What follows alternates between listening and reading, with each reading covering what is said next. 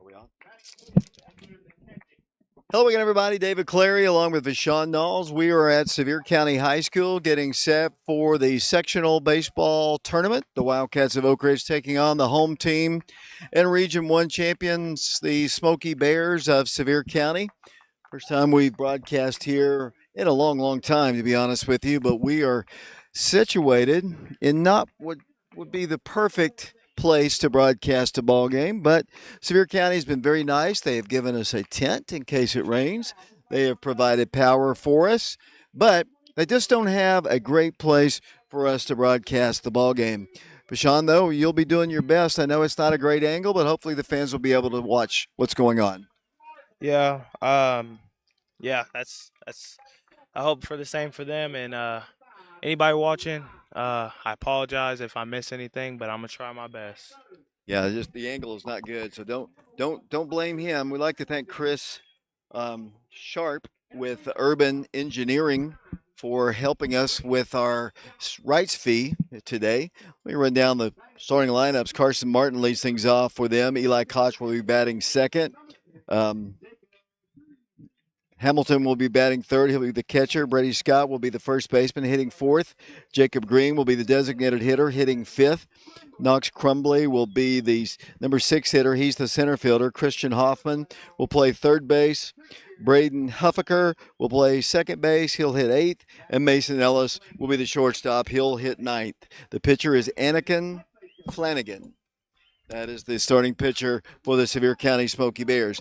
Well, the Oak Ridge Wildcats leading things off and playing shortstop will be Caden Black. Batting second will be the first baseman, Camden Welch. Batting third will be Mikey Teasley, then Peyton Witter, Parker Free, Richie Ferreira, Cy Stevens, Kyron Welch, and Warren East. Noah Wood will be playing second base. We're about to have our national anthem here from Sevier County.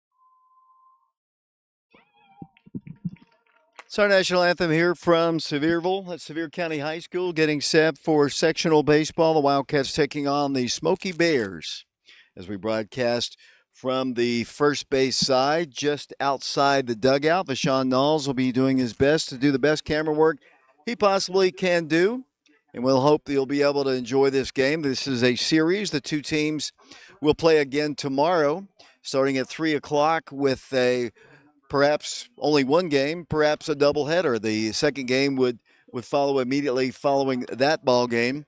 But the Wildcats and Smoky Bears hoping to win tonight and win the first ball game and head to the state tournament next week. And that would be for the first time since 1972 that the Wildcats have been to the state tournament. Last time the Wildcats were playing in this ball game was 1993, and our sponsor, Chris Sharp of Urban Engineering, was a member of that 1993 team. It was a one-game series at that point, not a series at all, just a one-game scenario. And the Wildcats went up to Dobbins-Bennett and lost that ball game 3-1. We're moments away from the start of the game. The warm-ups are being made by the Sevier County Smoky Bears, who are wearing their predominantly white jerseys with purple and white and black trim. The Wildcats are wearing their black jerseys with white and cardinal. It's Oak Ridge in Sevier County, and we're about to get set from Sevierville, Tennessee.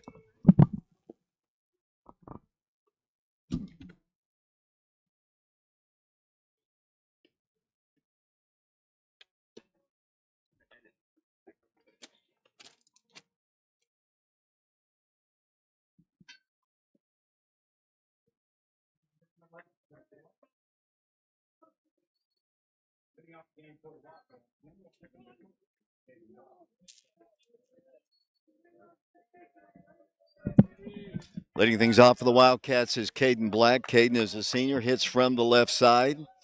And we're about to get this one underway. Hopefully you won't see my big old nose in the picture because I'm standing at the fence as that pitch is a called strike a little bit below the knees, and the count is 0-1.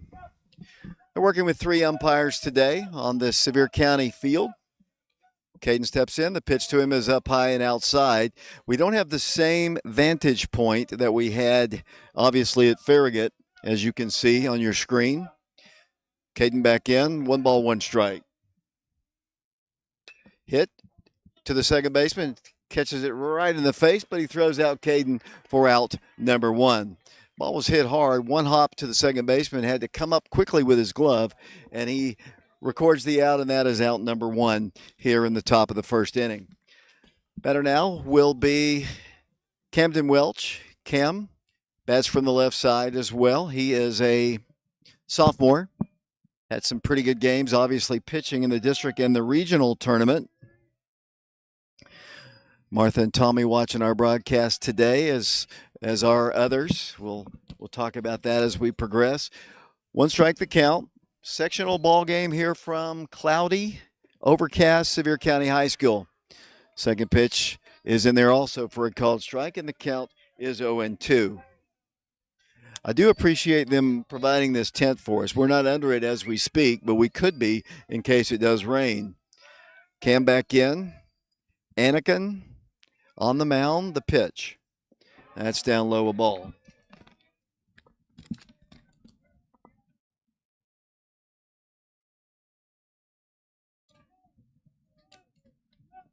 Anakin is his first name. Obviously, his parents were big Star Wars fans. Here's the 1-2 pitch. Hit well into center field. That's a base hit. Good start for the Wildcats. A 1-out base hit for Cam Welch, and the Wildcats have their first base runner of the ball game. But Sean, how'd you do on that first hit? Yeah, I did pretty good. A lot of quick camera movement, but hey, we'll thug it out. Yeah, that's all we can do. It isn't the best location, but like Fashawn said, it's the best we can do. It's just not a field that's conducive to broadcasting like most baseball fields are not. Mikey Teasley steps in for the Wildcats. A little quick throw over to first, and back to the bag will go Cam Welch. Urban Engineering and the 1993 Wildcats want to show their support. That's why they're sponsoring this ball game today. Chris Sharp, we appreciate him. Pitch to the plate. Mikey takes one a little low, and the count is 1 ball and no strikes.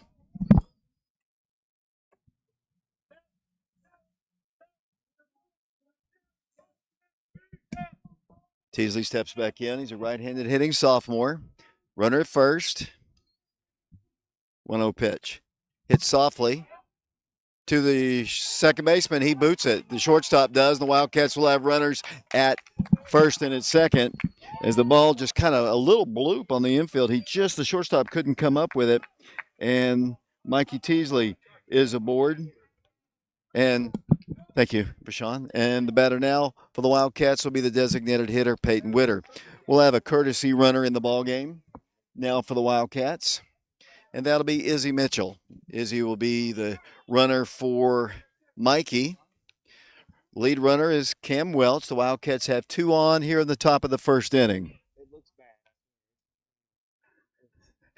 bad. You're showing me the other side of the magazine. Here comes Peyton Witter. Stepping in with runners at first and second. The pitch is a called strike, and the count is 0-1. I don't have a great vantage point, honestly, of the strike zone, so I will not criticize this home plate umpire like I normally would have. Anakin looks at the runners, comes to the plate, ball is hit foul. Off to the left side and over towards the school and off the side of the aluminum building here, and the count is 0-2 to Peyton Witter. Peyton will be followed by Parker Free, and Coach Travis Free's lineup. Witter, a right-handed hitting junior. Pitcher checks the runners at first and second,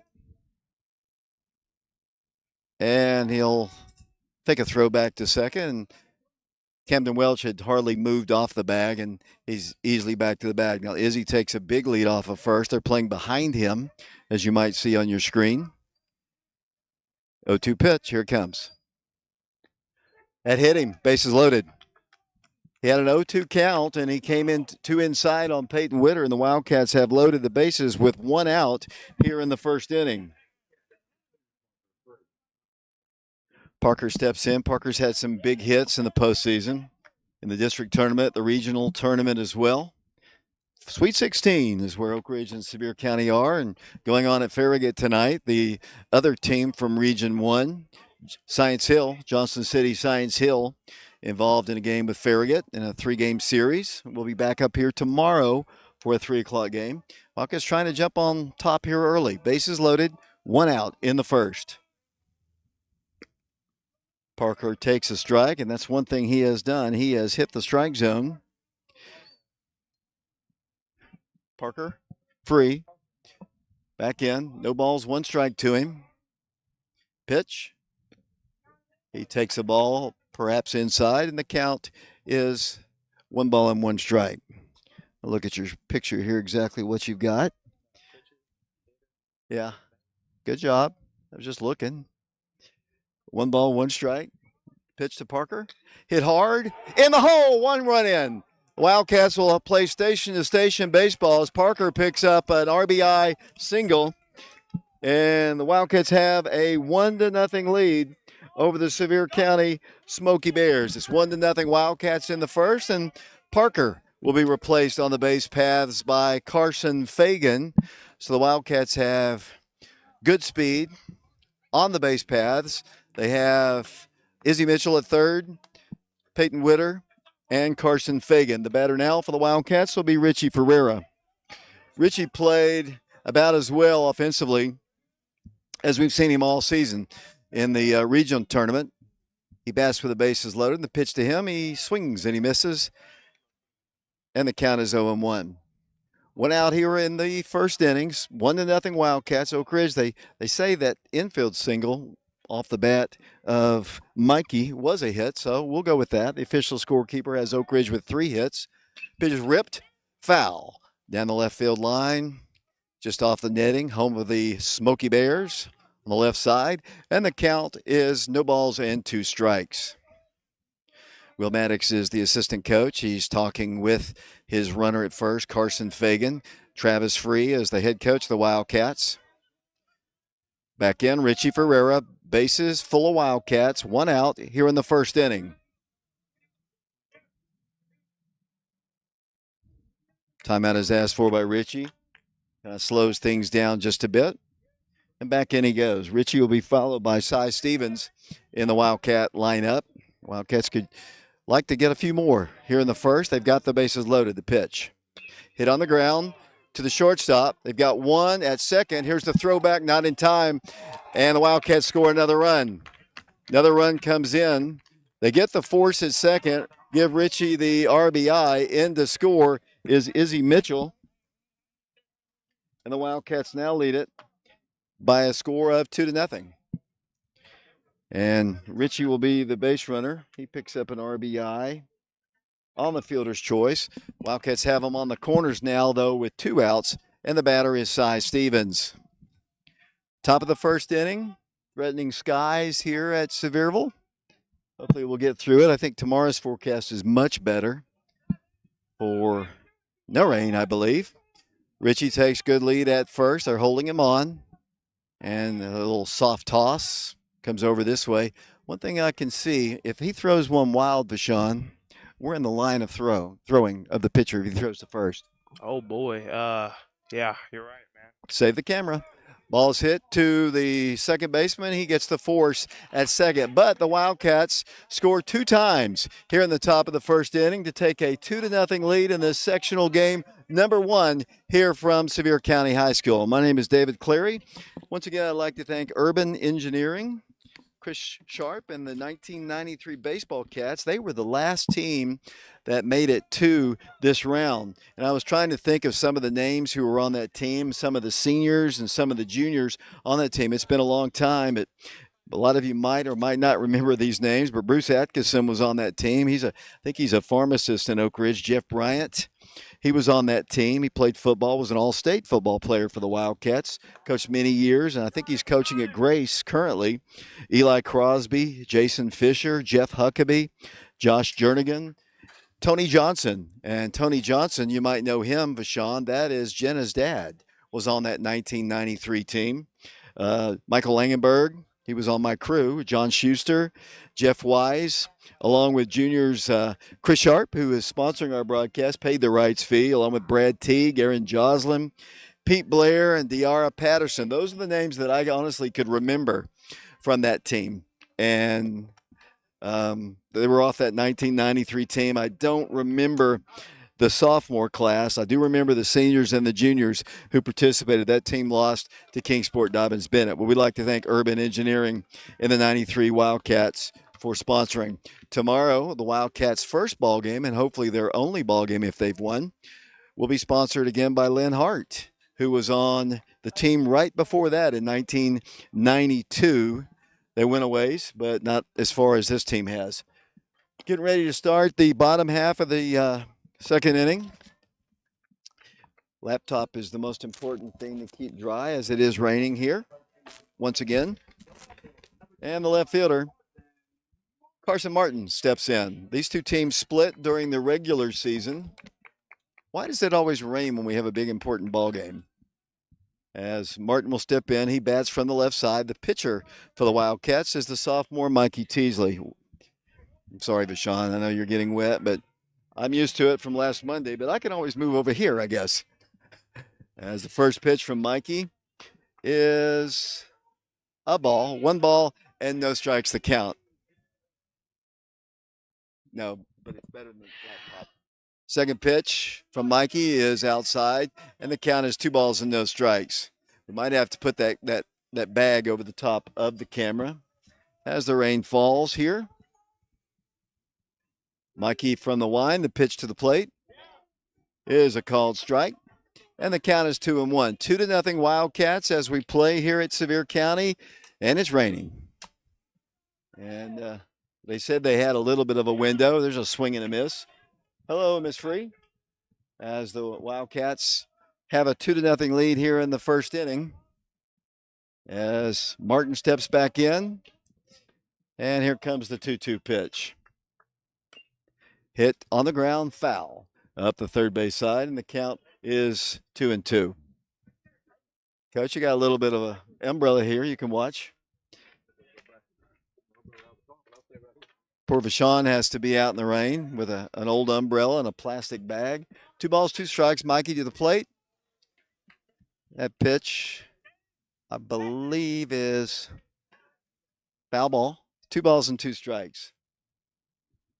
I'll come back out from underneath the tent when the rain stops. I'm trying to look through this netting. I'll look a little more careful. 2 balls, 2 strikes. Ball is hit in the air. In the outfield, Richie Ferreira calls for it, under it, and makes the catch for out number 1. 1 away here in the first inning. The Wildcats put 2 on the board and have the 2-0 lead. Broadcasting on our YouTube channel, Prep Radio. We're also on Comcast channel 1086. As first out is recorded.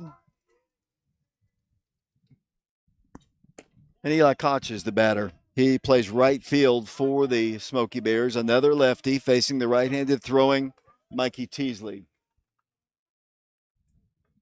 Pitch, he swung. And the count is even at 1-1 strike.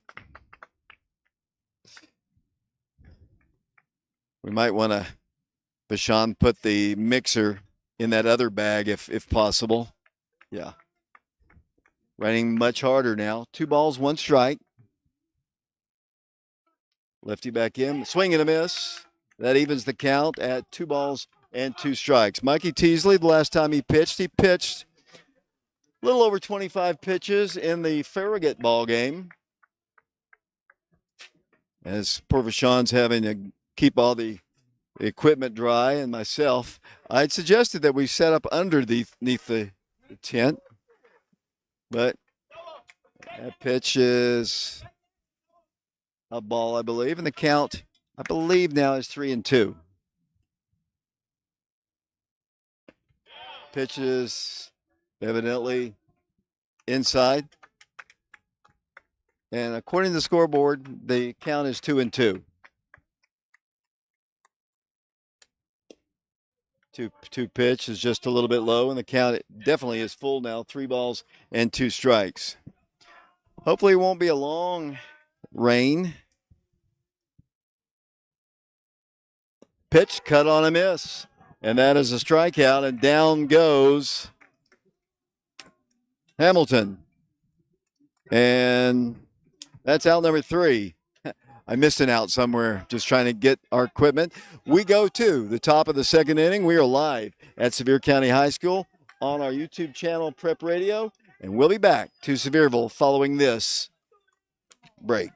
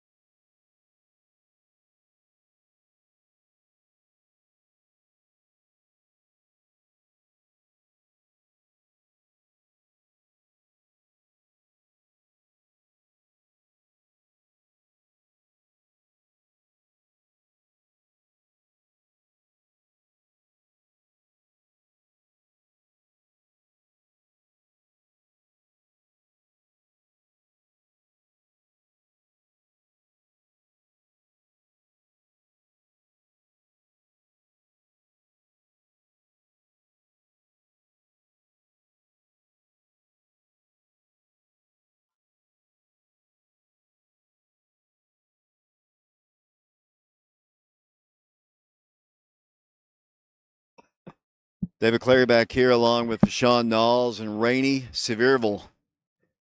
I'm going to have to give Sean some extra pay. He's got an umbrella over him, guarding the laptop, guarding the camera. We got plastic bags, and it's raining about as hard as it did, maybe even harder than it did at Central the other day. As the Wildcats prepare to bat here in the top half of the second inning.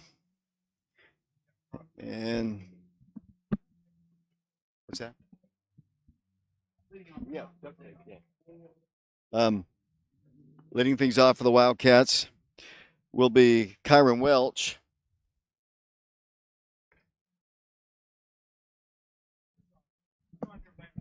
And he'll step in. He's a right-handed hitting senior.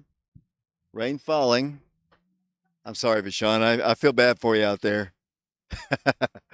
As Kyron steps in, he'll be followed by Warren East.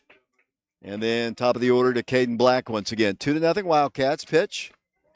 That pitch is up high, and the count is 1-0. Warren.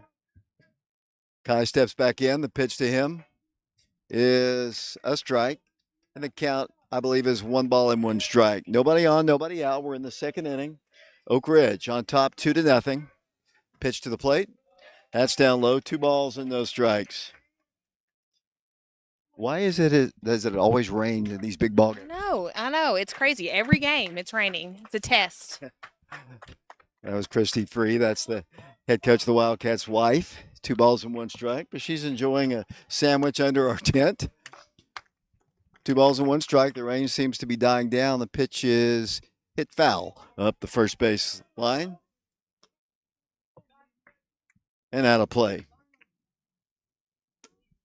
Got several things I have to do here. 2 balls and 2 strikes. I'm sorry I missed that out earlier. I was moving some equipment. Pitch is evidently a ball, and the count is 3 balls and 2 strikes. I am currently, honestly, not watching the ball game. I'm relying on somebody else to tell me what's going on. 3 balls, 2 strikes to Kyron Welch. Wind the pitch, and that is ball 4, I believe. And down the first will go Kyron Welch. The Wildcats have had a lot of base runners. They have yet another one as Kyron heads off to first. And the batter now will be the freshman center fielder. That'll be Warren East. Seems to have stopped a bit. Might be a little bit over the top of the camera. I can't really tell. As Warren steps in, right-handed hitter. Runner takes his lead off of first. That would be Kai Welch. He squares to bunt. Does one ball gets away, and the Wildcats will have a runner at second. The ball got through the catcher on a low pitch, and Kyron's in scoring position. We'll give him a stolen base on that anyway because he was going, and time is asked for by the pitcher as they recover the ball. And here comes a little conversation out on the mound. Wildcats on top 2-0 as we play here in the second inning. The Wildcats have out-hit the Smoky Bears 3-0. Laptop's the most important thing. Warren will be followed by Caden Black. He grounded out to second back in the first inning when the Wildcats scored their 2 runs. Nobody out. Anakin, the pitcher for the Smoky Bears, comes to the plate, squares to bunt again. And there's a called strike, and the count is even at 1 ball and 1 strike. Michon, I feel bad for you, but at least it's kind of slowed down. Yeah, it slowed down a little bit. It gave me some time to put some tape on the thing so that it doesn't keep coming off because of the wind and stuff. But I think I'll be okay. 1 ball, 1 strike. Of course you will. Warren East back in. Kai off of second. He checks the runner. And the 1-1 pitch. He squares to bunt again, takes one up high, and here's a quick throwback, and he throws it into center field, but not far enough for Kai to get away as he had to come scampering back to the bag. The center fielder was there to back it up, and the count is 2-1.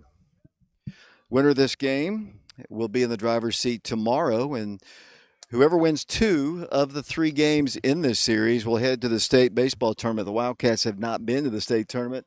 Have to go all the way back to the early 70s.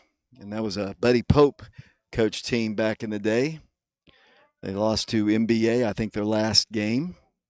Warren East back in the batter's box. Wildcats wearing their black jerseys. 2 balls, 1 strike to him.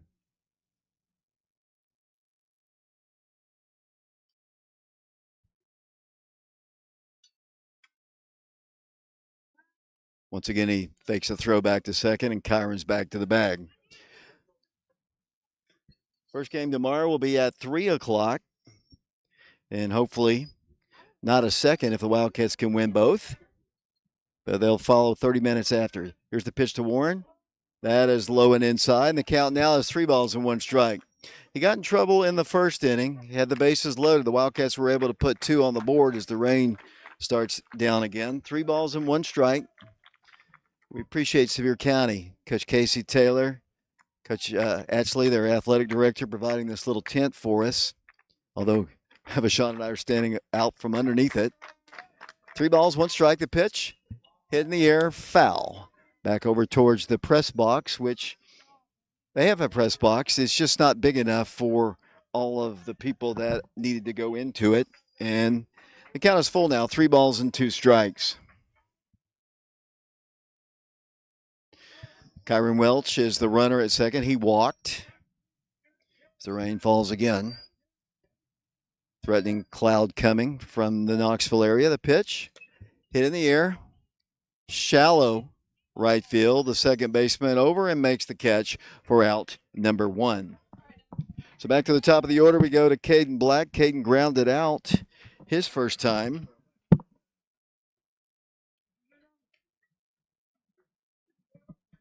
And he steps in. 0 for 1 in the ball game.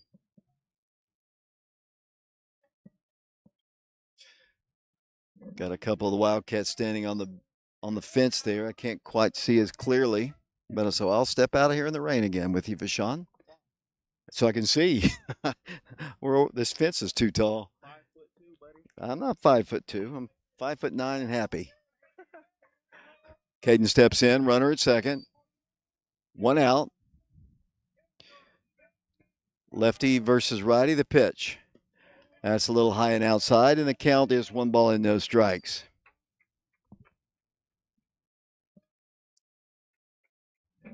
If Jason Slay would move over just a little bit, I could see a little bit better. But he's done a good job helping with the Wildcats after his senior year. 1-0 pitch to Caden. Hit foul. Off to the left side and out of play.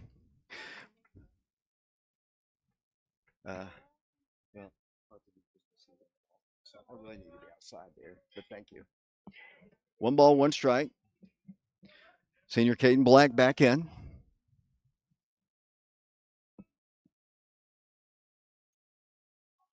Checking the runner at second, the pitch. He takes one a little high and outside, and the count is 2 balls and 1 strike. There's one really bad cloud coming from the Knoxville area. Hopefully that'll get past here and we'll be free. 2 balls, 1 strike. Pitch. Takes a strike, I do believe, and the count is even at 2 balls and 2 strikes.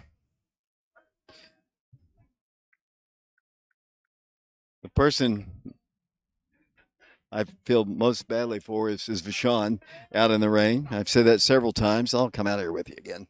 2 balls and 2 strikes. Black. Back in. He fakes the throw back to second. I'll just come back and forth as the rain's coming down a little harder, but it is kind of brightening up a little bit. Except that way to my rear. Pitch to Caden is cut on and missed, and Caden Black strikes out. He's 0 for 2 in the ball game, and that'll bring up Cam Welch for the second time. 13 minutes, I've just told we'll have to deal with this rain. 13 minutes, Coach Gaddis says, Vashon. As 13 too many, you're right. As once again, the rain comes down harder. Cam Welch steps in. He singled in the first inning. First hit of the ballgame, first of 3. The Wildcats still have Kyron at second base. It's definitely raining as hard as it has the entire day. Some people scrambling to or get underneath our canopy here. 1 strike the count to Cam.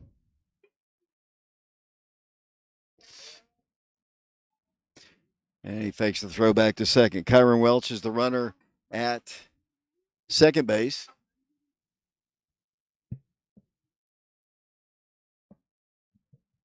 Pitch to Kim is a ball, and the count is 1 ball and 1 strike.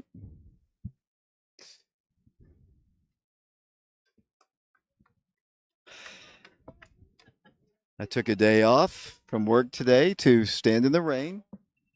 1 ball, 1 strike. Cam Welch, left-handed hitting sophomore. Wildcats have had base runners in the first 2 innings. They plated 2 in the first. Checking the runner once again. Here's the pitch. That pitch is a ball, and the count is now 3 balls and 1 strike. Mikey Teasley is on deck. He reached on an infield single, according to the official scorekeeper back in the first inning. His runner, Izzy Mitchell, scored as that pitch is a called strike, and we've got a full count now on Cam Welch. 2-0 Wildcats. Wildcats have a runner in scoring position at second in Kyron Welch. 3 balls, 2 strikes. A lot of the fans heading out because it is raining pretty good. It's not going to rain much longer, it appears. It is brightening for sure. 3 balls, 2 strikes. Once again, Anakin has been bothered by the base runners in both innings. Got a 3-2 count on Camden Welch.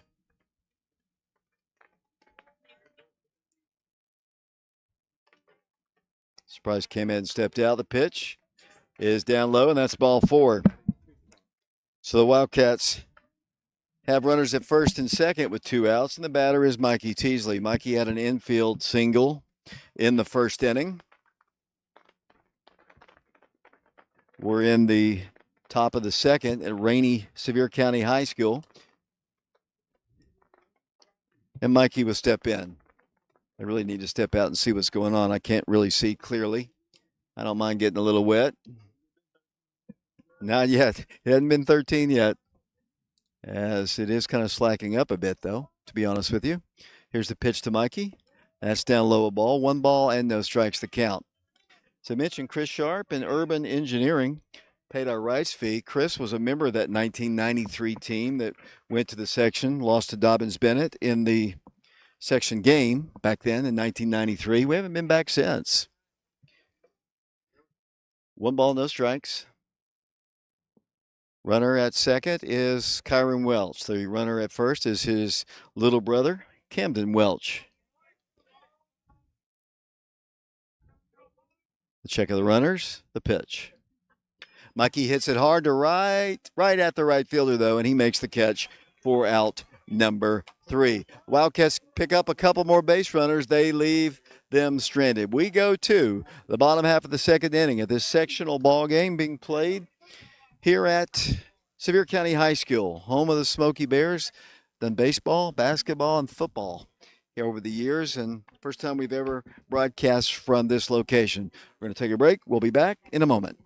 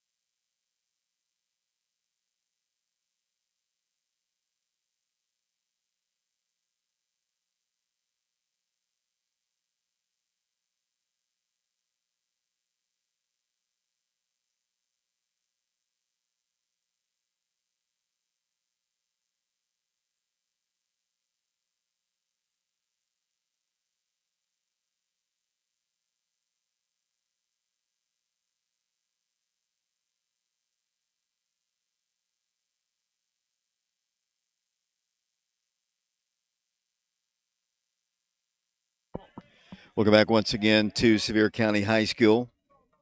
We go to the bottom half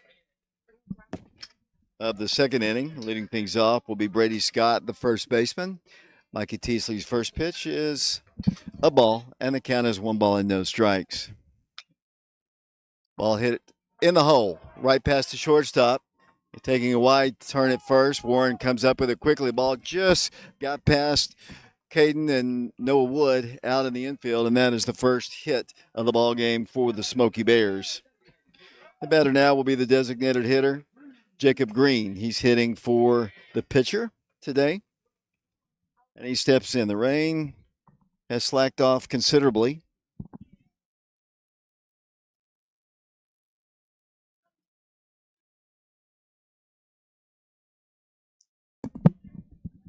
Green steps in, big burly right-handed hitter. Takes one look pretty good from here, but our angle is not good, and the count is 1 ball and no strikes. There's one really nasty looking cloud right over the top of us, but it has kind of gone to a sprinkle as that pitch is a called strike, and the count is even at 1 ball, 1 strike. Let me set the defense for the Wildcats. At second base, we've got Parker Free. The first baseman is Camden Welch. Second baseman is Noah Wood. The shortstop is Caden Black. Kyron Welch is at third as that pitch bounces away, and the runner is going to advance down to second, and he'll be in scoring position with nobody out. The outfield consists of Cy Stevens in left, Warren East in center, Richie Ferreira is in right field, and Mikey Teasley's pitching for the Wildcats. 2 balls, 1 strike to Jacob Green, the designated hitter.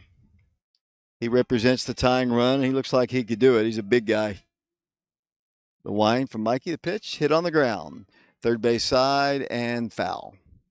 And the count is even at 2 balls and 2 strikes. 2-0 Wildcats were in the second inning. Oak Ridge has out-hit the Smoky Bears 3-1. I believe the rain has stopped completely. I don't want to jinx us because there's a monster black cloud coming. 2 balls and 2 strikes. Green will be followed by the center fielder. I'll get the correct pronunciation of his name on the PA. Green gets tired of waiting and steps out of the box.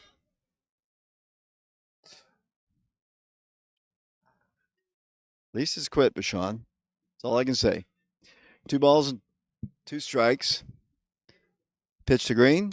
Hit on the ground. Third base side. Nice play. Kyron. He's got one throw. It's to, and they have a throw back. Oh, I don't know why he didn't throw it. I guess he didn't think he'd get it. The ball was hit right to the third baseman, and they got the out at first, but moving over to second will go Brady Scott.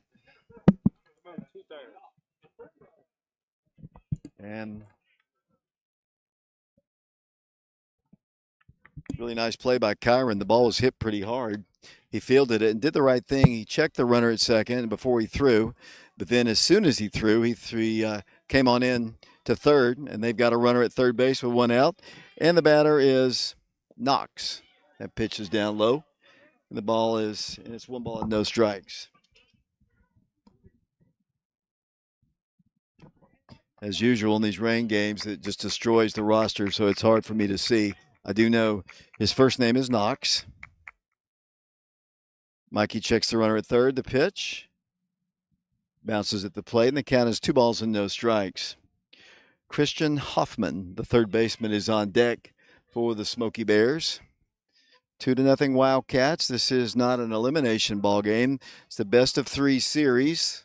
All 3 games will be played here at Sevier County, if necessary for 3. 2 balls, no strikes. Pitch. There's a called strike, and the count is 2-1. A lot of people headed to the parking lot. Obviously, we couldn't. Bashan stayed under cover, under a little umbrella and some plastic bags, keeping all of our stuff dry. As that pitch is hit to the shortstop, Caden Black. He throws on to first. Nice stretch, but the Smoky Bears score a run, and it's now 2-1. Give an RBI to the center fielder, and it's a 2-1 ball game.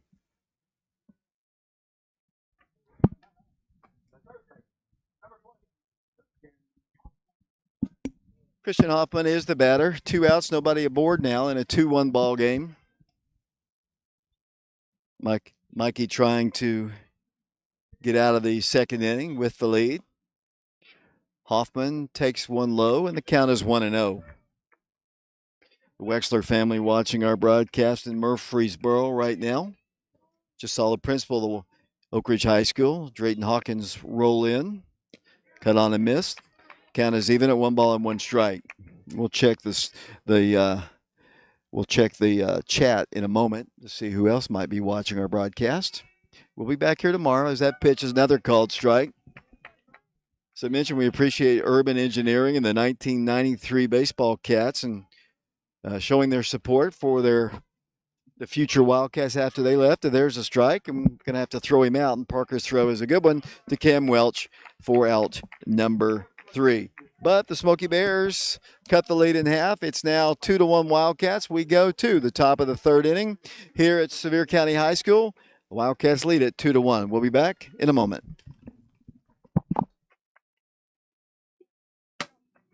What's that?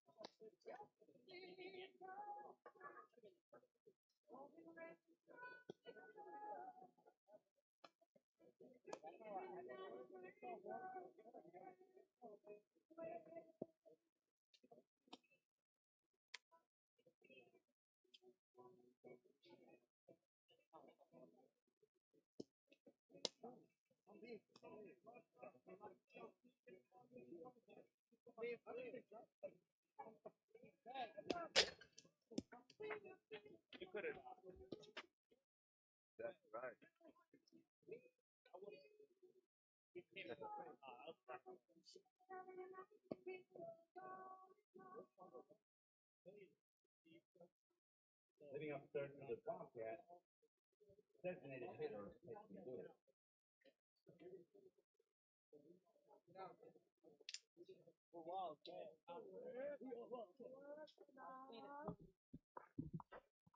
Welcome back once again to Sevier County High School. Peyton Witter leads things off for the Wildcats in the 3rd in a 2-1 ball game. Witter was hit by a pitch. His first at bat. It'll be Witter, Parker Free, and Richie Ferreira. Parker and Richie both had RBIs in the 1st inning to score the Wildcats' first 2 runs. Pitch to the plate, hit foul, and out of play. And the count is 0-1. Wildcats have out-hit the Smoky Bears 3-1. Peyton steps back in. The pitch to him. Cut on and missed. And the count is 0-2. Sevier County wearing purple, black, and white tops, white baseball pants. The Wildcats in their black jerseys, white baseball pants. The 2-strike pitch is just a bit low, and the count is 1-2. Yeah, Parker had an RBI single. Richie Ferreira had an RBI on a fielder's choice. The pitch hit our way, but foul. No, it bounces fair, and it's going to be an infield hit. I think it took just a wicked turn. It hit the mud and then stayed in fair. And that's a single. That's an unfortunate play there for the first baseman because that ball took a nasty little spin. And the Wildcats have their leadoff man aboard in Peyton Witter. And the batter now will be Parker Free. As I mentioned, Parker had an RBI single his first time. We're in the 3rd, 2-1. All the players calling out the plays in the outfield and the infield. Signaling in from Casey Taylor, head coach of the Sevier County Smoky Bears, former Clinton Dragon. Played there, basketball and baseball, coached there. As here's a throw over, and back on his belly goes Peyton Witter. We still have some nasty clouds, but right now the rain has stopped. We're also on channel 1086, I believe, on Comcast. Parker yet to receive a pitch. Peyton takes the lead off of first. And Parker gets tired of waiting and steps out. Pitcher takes a long time when he hits the rubber. As Coach Gaddis told me off camera, they need a pitch count clock on him. As here's the throw, and Peyton really hadn't taken much of a lead off of first. We're standing pretty close to the first base bag, much farther away, obviously, from home plate. No count on Parker. The pitch. He takes a called strike at the belt, and the count is 0-1. Yeah, it looked a little high to me. It looked high, Vashon. But he's been fairly consistent, and we'll give him that. We've seen these umpires before. 1 strike the count to Parker. Peyton Witter, the runner at first. He squares to bunt and swings away on it and fouls it back. And he's behind in the count now, no balls and 2 strikes. Yeah, once it started raining, it just kind of obliterated my book and all my stats. We do have this tent, and we appreciate it. Sevier County, very, very accommodating to us. They just don't have a lot of room for us to broadcast properly. I think tomorrow I might set up in the stands. 2 strikes the count. Pitch to Parker is high, and there's a throwback, and he is out. He is picked off. He had kind of slipped as he came back, and he was way off the bag, and a good throw and a good tag, and that is out number 1 here in the 3rd inning. Wildcats have had base runners in every inning. They've only been able to score 2. And Parker will need to start things with 1 out as he bats with a 1-ball, 2-strike count on him. That pitch evidently a little low and inside. Evens the count at 2 balls and 2 strikes.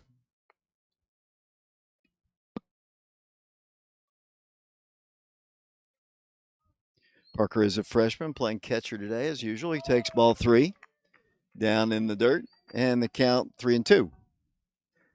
Dimensions of this field: to left field it is 330. The power alley is 340. Dead center is 380, 340, and 310 down the right field line. 3-2 pitch to Parker Free. Hit in the air, center field, fairly deep. The center fielder, though, under it, makes the one-handed catch with his left hand, and that is out number 2 here in the 3rd inning. Richie Ferreira, the batter, he had a fielder's choice, reached on a fielder's choice, and scored Izzy Mitchell earlier in the ball game. The Wildcats on top 2-1 in this sectional ball game. First one the Wildcats have played in since 1993.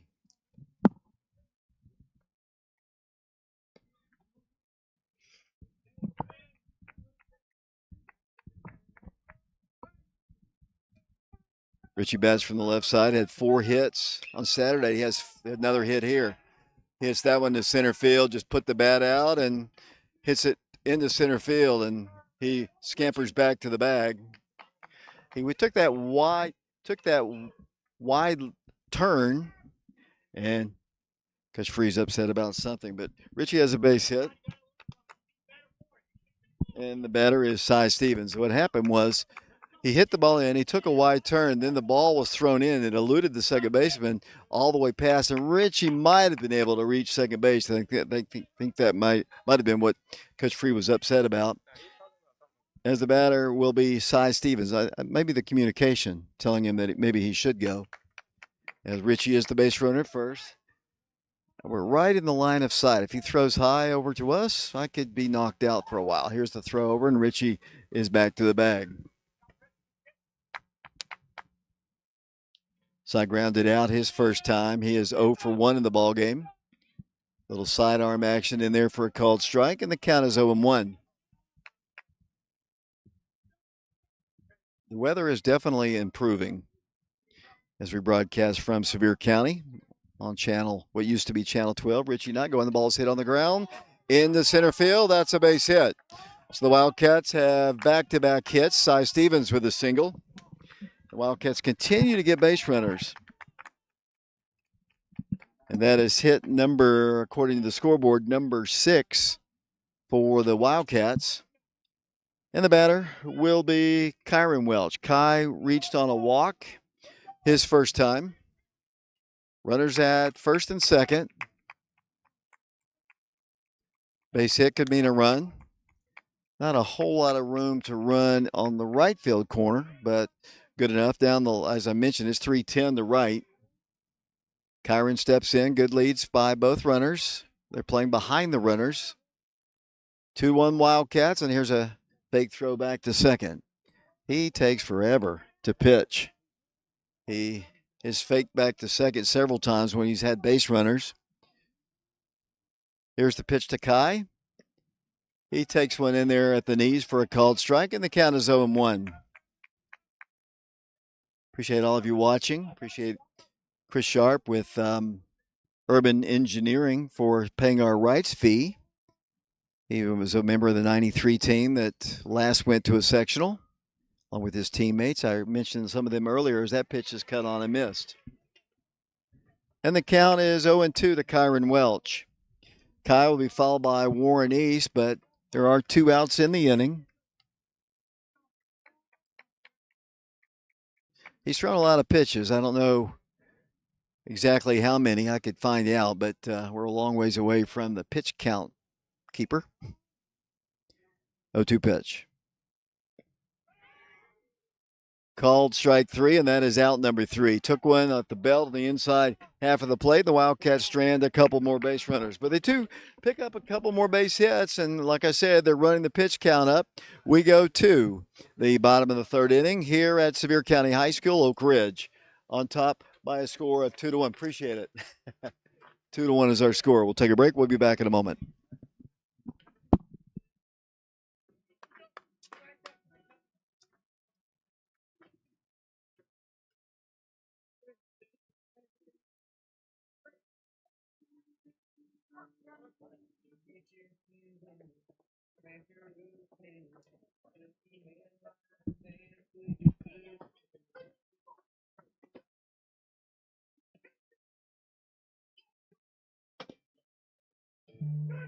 Alex.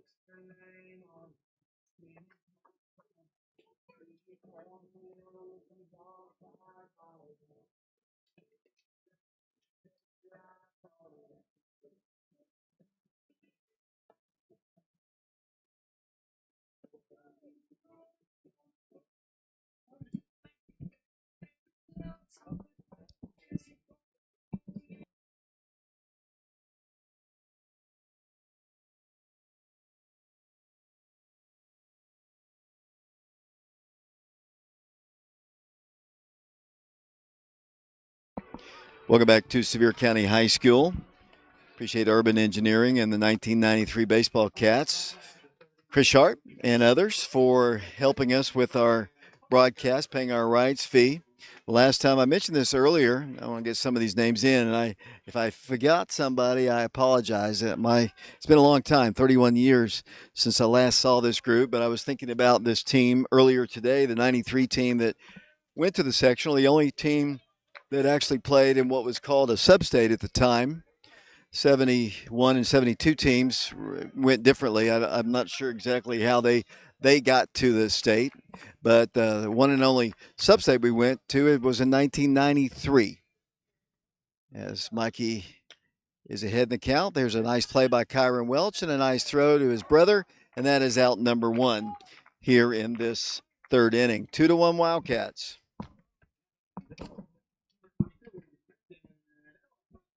Mason Ellis, the batter. He's the shortstop.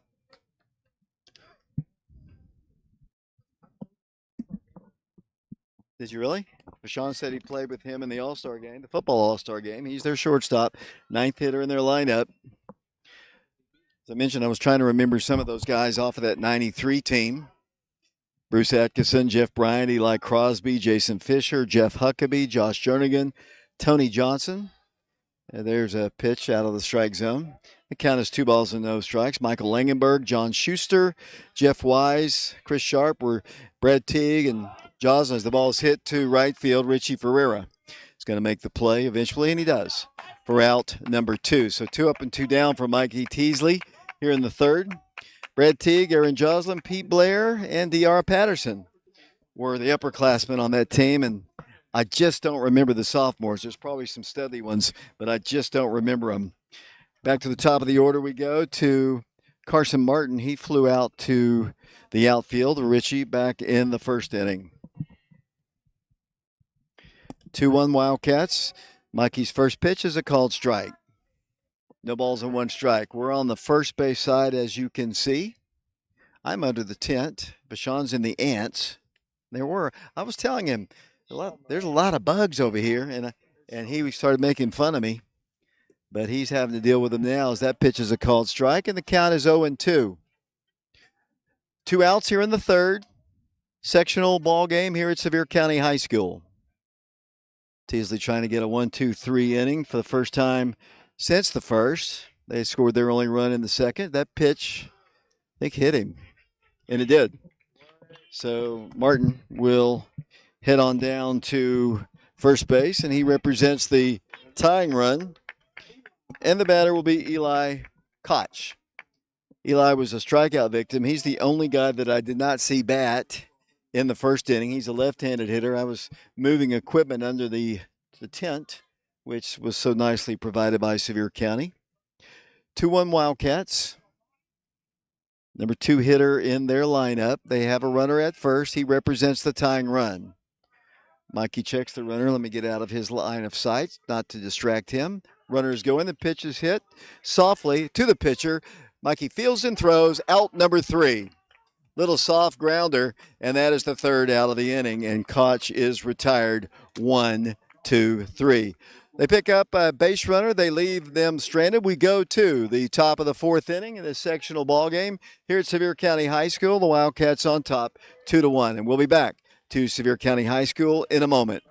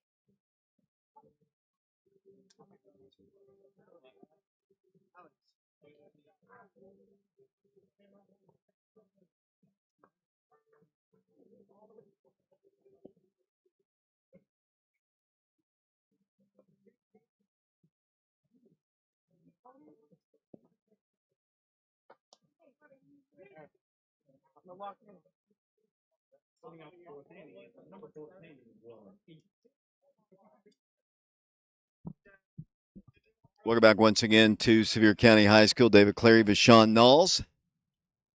Warren East will lead things off for the Wildcats. He's the number 9 hitter in the lineup. He popped out to the second baseman. Might have grounded out. Can't really tell that my rain-soaked score sheet. Pitch to Warren is hit. Foul. Coming our way and out of play. Into the parking lot, and the count is 0-1. He'll be followed by Caden Black in the Wildcat lineup, then Camden Welch. Had to pay a little bit more of a rights fee today to Sevier County as that pitch to Warren is hit. Once again, foul, this time to the left side, but into the trees, and Warren East is behind in the count, no balls and 2 strikes. 2-1 Wildcats as we play at Sevier County. We'll be right back here for a 3 o'clock ball game tomorrow. Best out of 3 is the series. Pitch to Warren is down low a ball, and the count is 1 ball and 2 strikes. Wildcats have out hit the Smoky Bears 6-1, but they've been able to work around some trouble. As Warren steps back in, 1-2 pitch to him. Takes one a little inside. Close call, and the count is even at 2 balls and 2 strikes. Wildcats could use a leadoff man aboard. Get some runs as Warren swings and he fouls it back to the screen, and the count is 2-2. Bashan, open up the chat here. We'll see who's watching in a moment, maybe in between innings here, half innings. We're in the fourth. 2 balls, 2 strikes to Warren East. The freshman with a wide open stance. Pitch. That's ball 3. 3 balls and 2 strikes. Really good take there by the freshman. The ball was low and inside, and the count is full. Farragut and Science Hill playing at Farragut today in the other sectional ball game locally in the 4A classification. Pitch to Warren is hit in the air, shallow, center field. The center fielder should make the catch and does for out number 1. Anybody watching our broadcast there for Sean?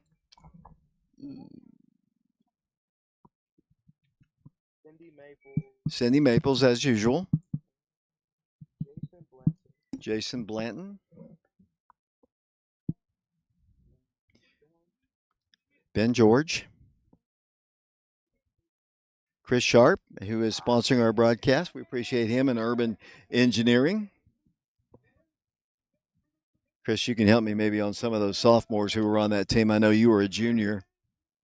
As pitch to Caden is a little outside. 1 ball, no strikes, the count. Let me look at your picture. I haven't seen exactly what the shot is. Yeah, you can see about everything. It's not as bad as I thought it was going to be from the angle we're at. As Caden hits the ball hard, and it's going to drop in. No, he makes the catch. I thought it was going to drop in. He was playing shallow. Ball just was caught. Nice play out there. Nice running catch by the center fielder, and that is out number 2. Wildcats could use his offense today and just barely missed his first hit of the ball game. There's 2 outs now, and the batter now is Camden Welch. Cam's been on base both times. Had a single and walked. 2-1 Wildcats. The winner in the driver's seat for that 3 o'clock ball game tomorrow. You have to win 2 out of the 3.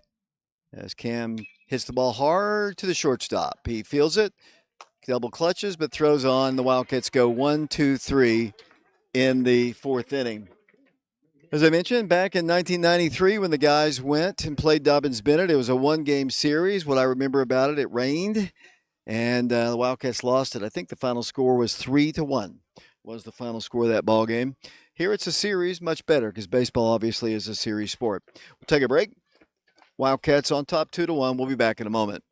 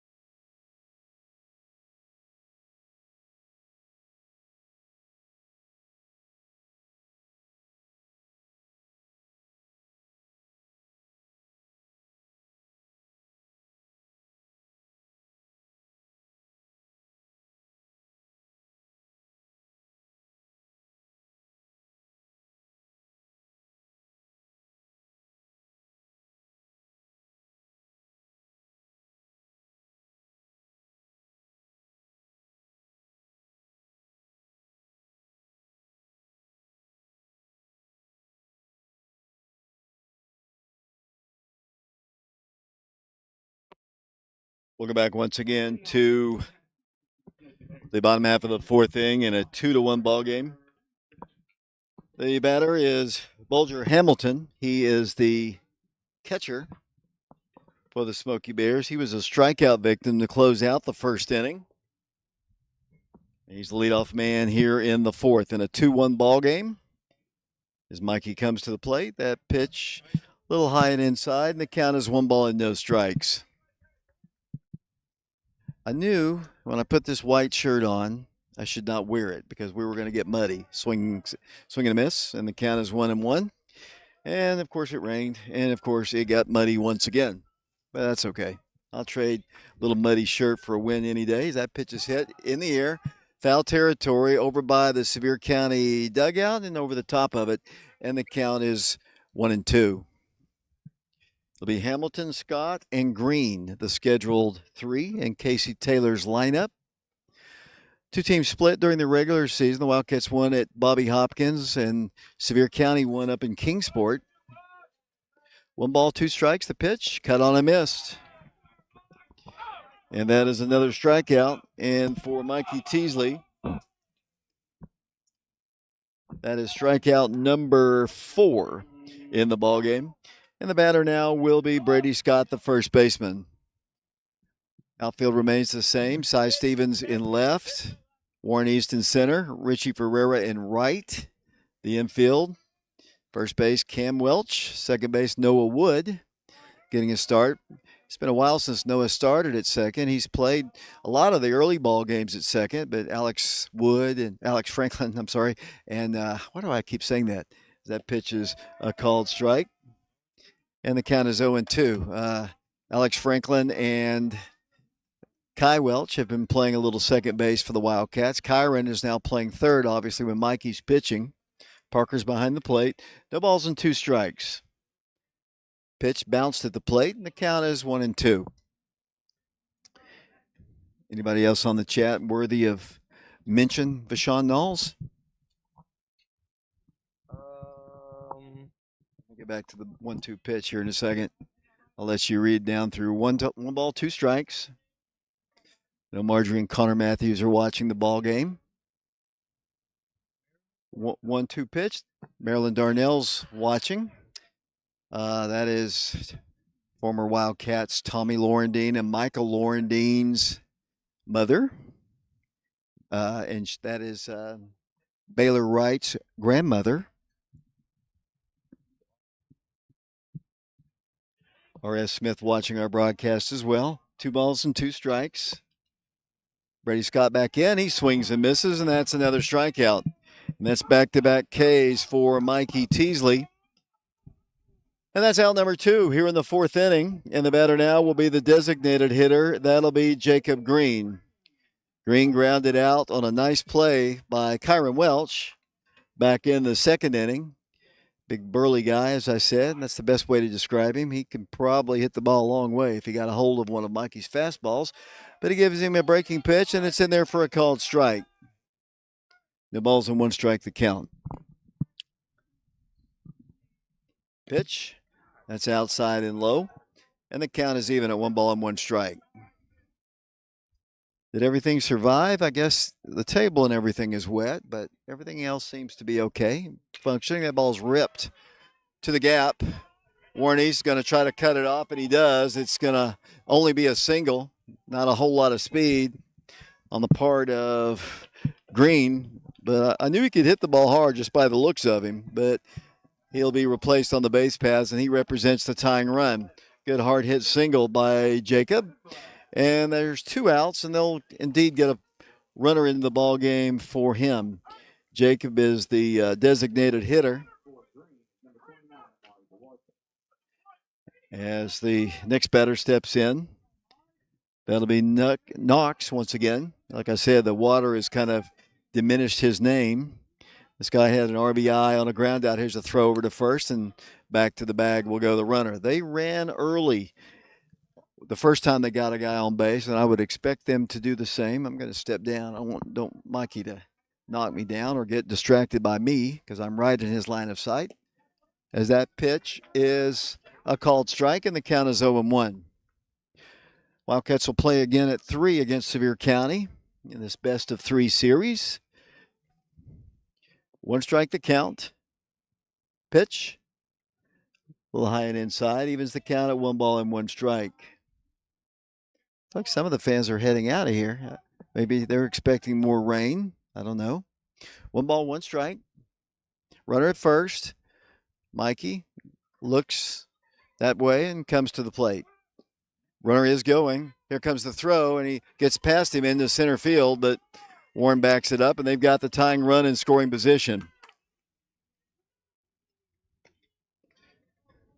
Kind of a low throw that time. Ball's got to be wet. I know the outfield grass has got to be wet. There's a little bit of mud. Not bad in the infield. It rained hard, but only for about maybe 10 minutes of any hard as I see the first base coach of Sevier County trying to clean off the bag, maybe clean off his shoes. As once again, center fielder steps back in, tying run at second in a 2-1 ball game. The Wildcats in the lead. Mikey checks the runner at second, and here's the pitch. Hit on the ground, shortstop, Caden Black. He feels it. He throws. That's out number 3.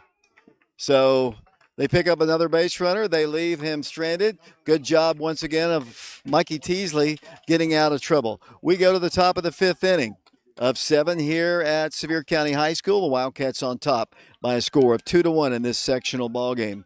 As I mentioned, brought to you tonight by Urban Engineering. Chris Sharp, he wanted this game to be kind of in remembrance of the 1993 baseball Cats who went to the section.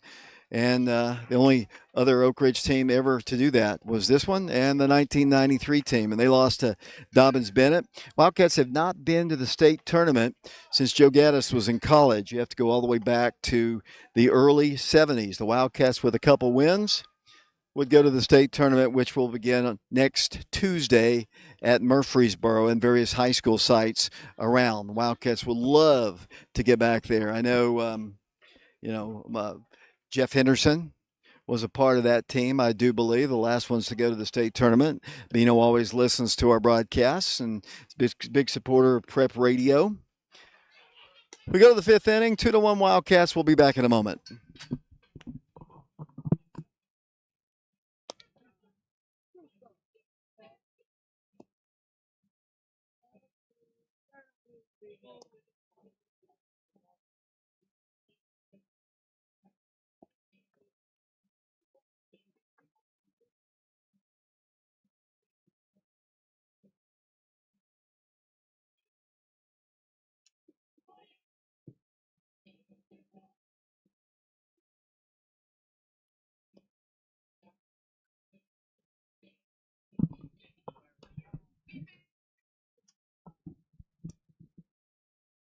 And we go to the top of the 5th inning. In a pitcher's duel here at Sevier County High School, you would expect nothing less in a sectional ball game.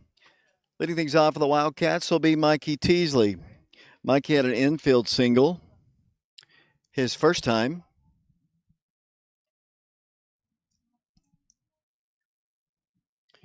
He is 1 for 2 in the ball game. That pitch to him is cut on and missed, and the count is 0-1. Wildcats have out hit the Smoky Bears 6-2. On the scoreboard, no errors have been committed by either team.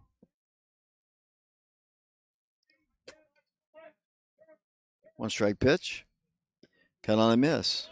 Strike 2. Mikey desperately, I'm sure, would like to have a little bit more, room to work with. He's the pitcher, obviously.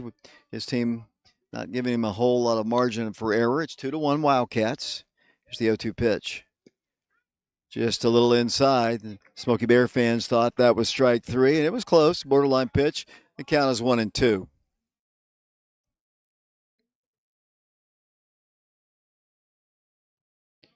Sophomore Teasley back in. 1-2 pitch. That's ball 2. That's low. Below the knees, and the count is 2-2. The traffic getting into Sevierville is always rough. The worst part is coming once you make that left turn towards the high school where the lights only let about 3 cars through. Here's the pitch. That's called strike 3, and Mikey is out number 1 in the 5th inning. Thank you, Fashawn. And the batter now will be the designated hitter, Peyton Witter. Peyton has been on base twice. He was hit by a pitch. He singled, so he's 1 for 1 with a hit batsman. He bats from the right side. First pitch to him is a called strike. Both pitchers have been all around the strike zone, and that's why the game's moving quite along quickly. The Wildcats scored 2 in the first. They say the ball is hit to right field, right at the right fielder, though, and he makes the catch. Didn't even really have to move, and that is out number 3. The Wildcat offense, out number 2, sorry. I don't know what I said, but I was doing my paperwork on this very soggy and wet score sheet. Here's Parker Free. Parker had a single and an RBI in the first inning. Scored the first run of the ball game, and Izzy came around to score. And then Actually, Cam Welch came in to score, and then last time he flew out to center field. The pitch to him is cut on and missed, and the count is 0-1.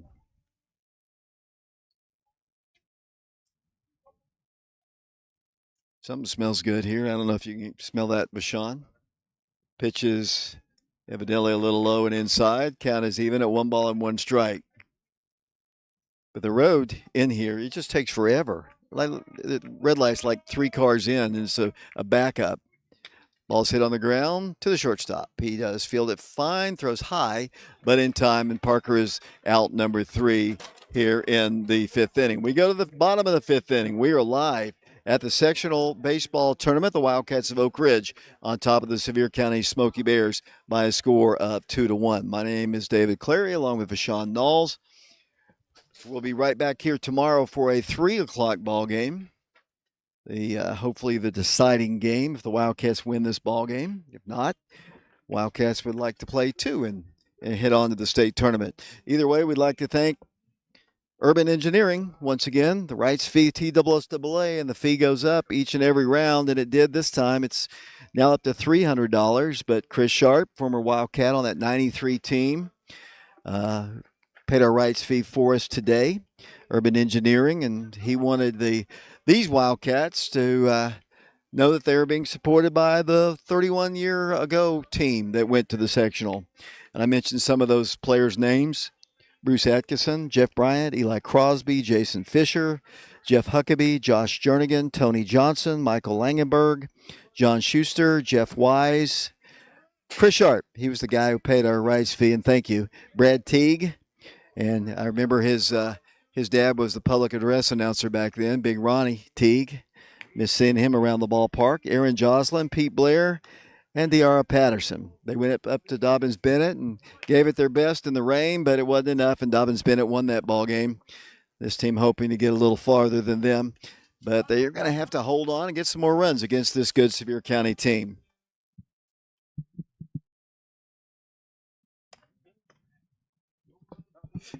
It'll be the 7, 8, and 9 hitters in the Sevier County lineup here in the 5th inning. And Christian Hoffman is the batter. Christian was a strikeout victim. Hello. Long time no see. Good to see you. Yeah. Okay. That is Officer Swigert's wife. As one of my friends, Matthew Swigert's mother, former Wildcat baseballer. Pitch to the plate is evidently a little high and inside, maybe just inside, and the count is 1-0. Hoffman struck out in the 2nd inning. He's 0 for 1 in the ball game. Mikey comes to the plate. That one stays up high. I don't know how. The guy's tall. He's taller than Vashon, I think. He's a big boy. Christian Hoffman is their 3rd baseman. Mikey behind in the count. 2 balls and no strikes.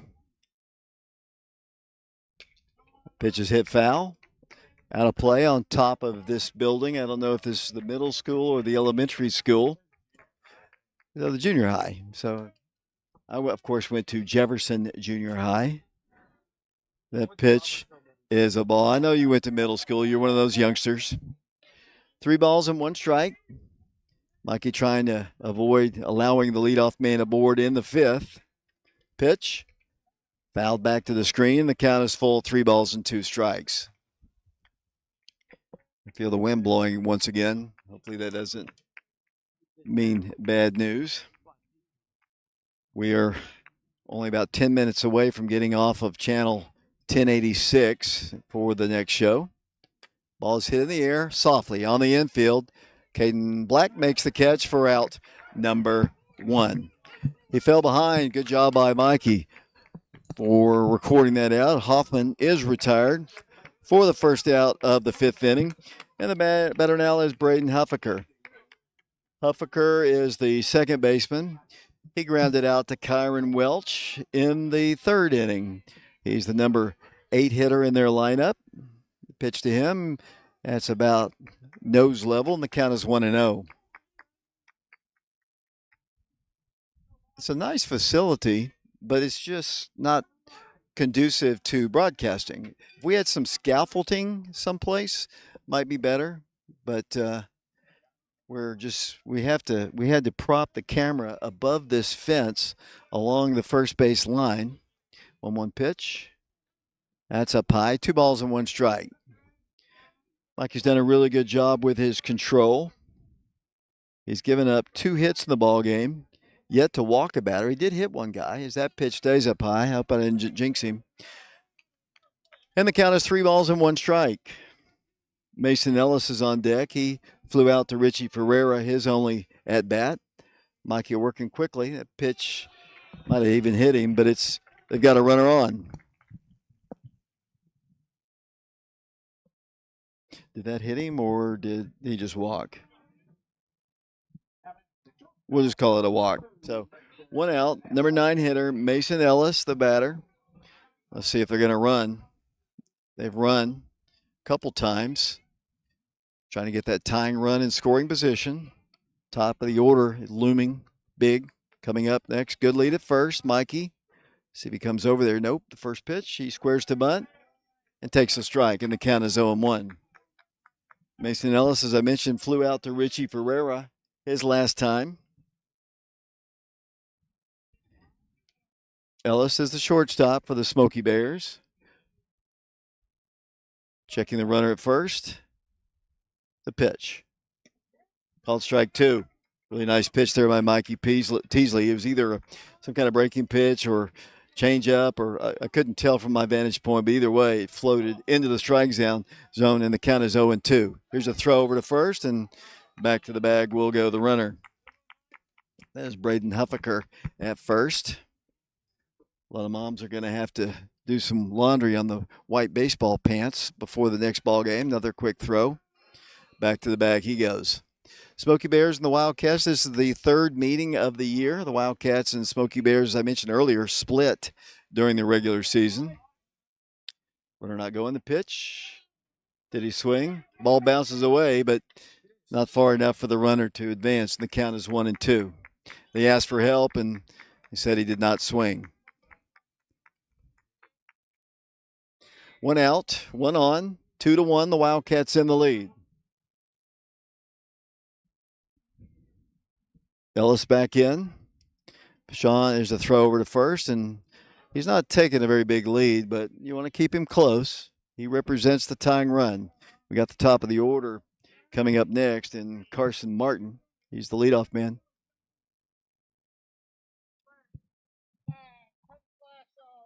Not exactly sure. I think they were telling one of the photographers to turn the flash off. That wasn't us, unless you were flashing them there, Vashon.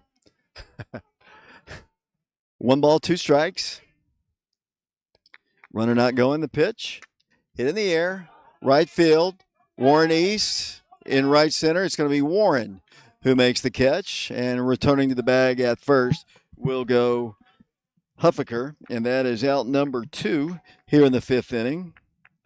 And back to the top of the order we go to Carson Martin. Martin flew out back in the 1st inning, was hit by a pitch in the 3rd. Mikey's done a really good job to this point limiting the damage. Runner at first. Let's see if he goes. Try to get him in scoring position. This is the top of their order. Pitch to the lefty is up high, a ball. 1 ball, no strikes, the count. Any more people on the chat there, Mr. Knowles? We'll check that in a second. Throw over to first, and back to the bag he goes.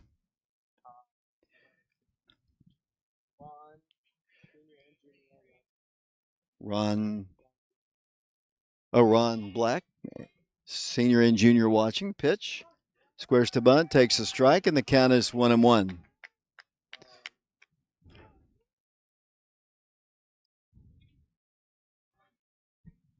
Martin back in. Good lead at first now. He does square to bunt. The pitch. Hit the ball into center field. Warren East quickly makes the catch for out number 3. So once again, Mikey Teasley works out of a minor jam, and he retires the Smoky Bears.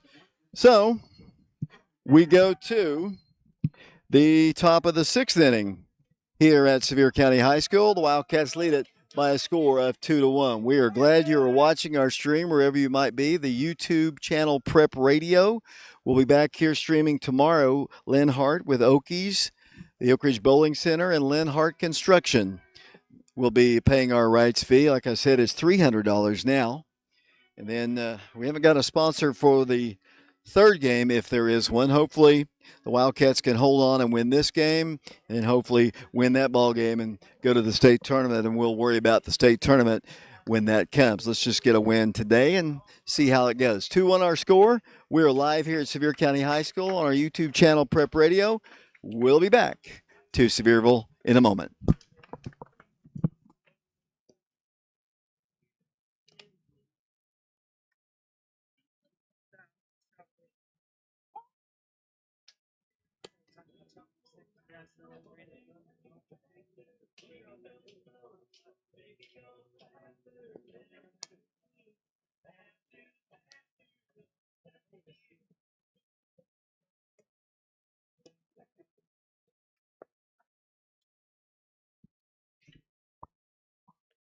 I mentioned some of those juniors and seniors on that 93 team. We can't forget, obviously, Joe Fellers, Jay Brock, Mike Del Toro also, who are on that team. Joe Fellers became a great pitcher. Mike Del Toro was a good player, football player as well. And Jay Brock, also a good pitcher for the Wildcats, and I think is a middle school coach at Grace right now. My apologies. I just went through the upperclassmen. As the first pitch is a ball, 1 ball, no strikes, the count to Richie Ferreira. Richie had an RBI and also a single, and the pitch to him is a ball, and the count is 2 balls and no strikes. The Wildcats would love to get some insurance. We're getting late. We're in the top of the 6th inning here at Sevier County High School in this best out of 3 series. Richie's had a hot bat for the Wildcats. He knocked in the second run of the day as that pitch is hit in the air, foul territory towards Sevier County dugout, and just enough room, and retires Richie for the first out in the inning. Wildcats up 2-1, but the offense has kind of gone a little quiet here, thanks to good pitching by Mr. Anakin. And the batter now is Cy Stevens. Cy had a base hit his last time, grounded out his first time. He is 1 for 2 in the ballgame. 1 out here in the 6th. Pitch. Almost hit him. Count is 1-0. Here Coach Travis Free across the diamond, yelling to his junior left fielder. Pitch to Cy. That's ball 2. 2 balls and no strikes. I don't know if Richie was upset when he made the out. I don't know if he was more upset that the pitch was out of the strike zone on a 2-0 pitch as Cy swings at that one. And Coach Free says no. It didn't matter. The umpire already called it, even though they didn't ask for help. And the count is 2 balls and 1 strike. Pitch. Cy hits it foul. Back over the top of the press box, which is being occupied by 3 or 4 different Smoky Bear faithful, PA guy, scoreboard, and such. 2-2 pitch to Cy Stevens. Ball 3. 3 balls and 2 strikes. Wildcats definitely need some insurance. It's 2-1. Mikey's pitched great, but Sevier County is the Region 1 champions for a reason. As Cy takes a strike, 4 strike, 3. Cy thought it was inside, but that's not the count, and that's another out, and that's the second out here in the 6th. And the batter will be Kyron Welch. Kyron in this ball game has walked, and he's also struck out looking the last time. 2 outs here in the 6th. The Wildcats have out hit them 6-2, and they lead 2-1. And a close one here at Sevier County. Ball's hit on the ground in the right field, a base hit. Kai Welch reaches base on a single, but unfortunately, again, there are 2 outs. And the number 9 hitter, Warren East. Be nice for Warren to get a hold of one like Warren can do. He steps in with 2 outs. Warren on the day, popped out to the second baseman and flew out to the center fielder. He is 0 for 2 in the ball game. The Wildcats are going to get a pinch runner into the ball game for Kyron. Coming out of the Oak Ridge dugout looks like Joel Pierce. So Joel will be running, freshman. I think he's a freshman. Sean says yes. That's basically all he's done. I think he's had maybe 1, maybe 2 at-bats on the year, but for the most part, his role this year, kind of like Izzy, has been to run. 2 outs. So obviously getting a little bit more speed than Kyron on the base paths. And he fakes the throw. Joe's got to be aware of things as he takes his lead off at first. 2-1 Wildcats. Warren East the batter. See if he goes early. He's going to draw a throw. And the count, no count as of yet. 380 to dead center in a nice big green fence with a yellow painting around the top. Warren yet to take a pitch. Here's the first one. There's a called strike at the knees on the inside half of the plate, and the count is 0-1. Got 2 outs in the 6th inning. Joel Pierce short lead at first, creeping off just a little bit more.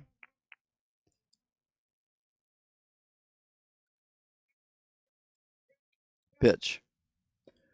Warren takes strike 2.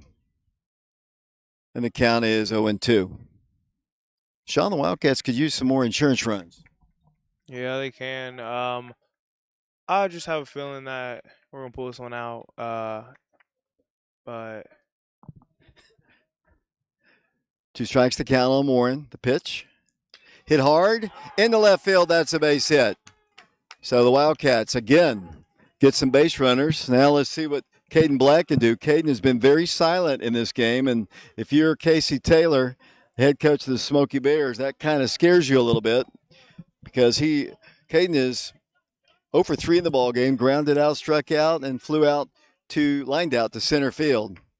Wildcats with really good speed on the pace paths, and now looks like we'll have a mound visit. Once again, we'd like to thank Urban Engineering and the 1993 Baseball Cats for showing their support of the 2024 Wildcats, who are in the sectional round for the first time since 1993. We've had several teams obviously make it to the region tournament, but this year's team, by virtue of their 2 victories over the Maryville Rebels, advanced to the sectional round. And speaking of the Maryville Rebels, their head coach, he resigned today. And been coaching a long time, I think 23 years, and he resigned. So the Wildcats were the last team that he faced, and they resigned. He resigned today. And let's see what Caden Black can do. As I mentioned, Caden is a tough out. He has gone quietly and would be great for the senior to step up right here like we've seen him do throughout his 4-year career. He's been about a 4-year starter for the Wildcats and really a great fielder, and good time for him to step up right here as Caden steps in with runners at first and second. We're in the 6th inning in a 2-1 ball game. Pitch to the plate, down low a ball. 1 ball, no strikes to count. Cam Welch is on deck. He's reached base safely twice, walked, and he singled. Also grounded out. Caden's the man of the hour here with 2 outs and 2 on. Pitch on the outside corner at the knees, evens the count at 1 ball and 1 strike.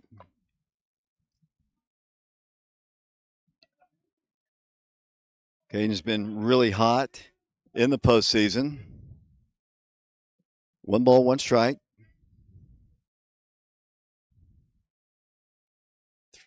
Take the throw back to second. I'll tell you, I don't know the pitch count on the guy. He's given up a lot of base runners, but I'll give him credit. Like Mikey hadn't given up as many base runners, but Anakin has had a lot of base runners, but he's able to maneuver through it. The pitch to Caden is hit foul. Back out of play, and the count is 1-2.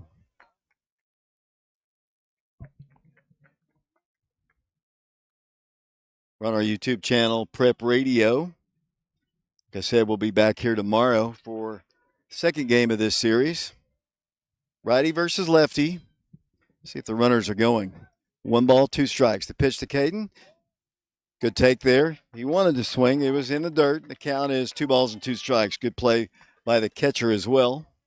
Keep it from going behind him. You can hear Coach Free across the diamond. 2 balls, 2 strikes. Here's dugout now making a little noise. We're just outside of their dugout. 2-2 pitch to Caden Black. Ball 3. Here's a quick throw. And back to the bag will go Joel Pierce. Full count now on Black.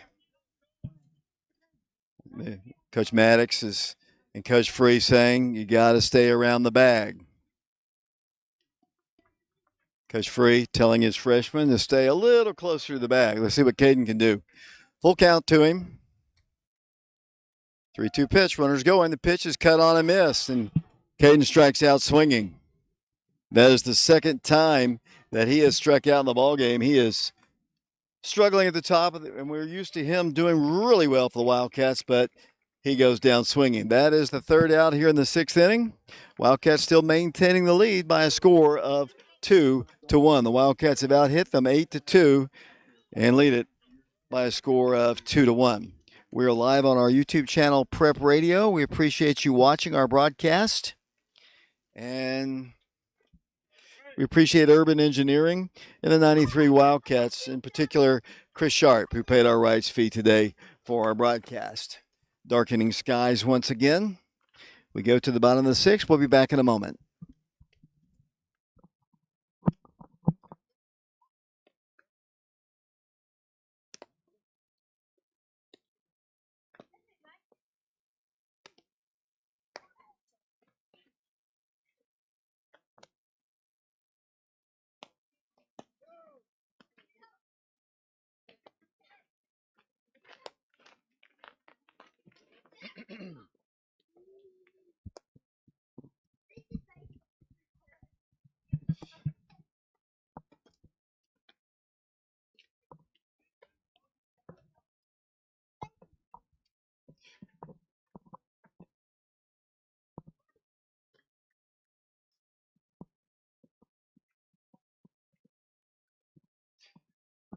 Welcome back once again to Sevier County High School. The Wildcats of Oak Ridge on top 2-1.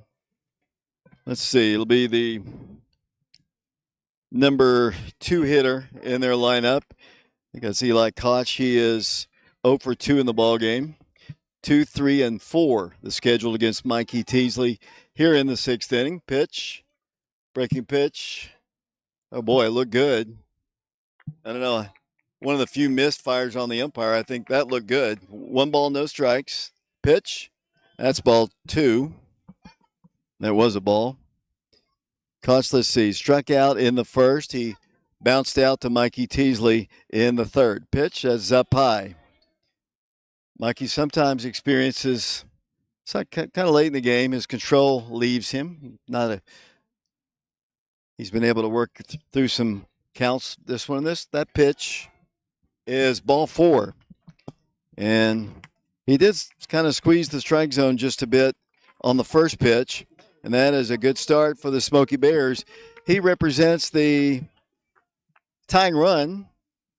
And the batter will be Hamilton. Hamilton has struck out twice. Let's see if they try to run here early to get him in scoring position. See if they try to bunt him over. Let's try to get him to second anyway, as that pitch is a called strike, and the count is 0-1. I like his signal too, Bashan. He does have a good strike signal. Wish he had called a little bit more in the previous batter. Runner at first. Mikey's got to keep an eye on him. Pitch is hit on the ground. Foul.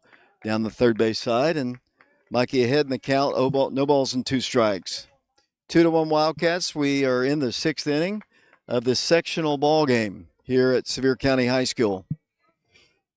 Koch takes his lead off of first. 0-2 pitch. Hit foul. Back into the parking lot. Just misses another car, and the count remains at 0-2.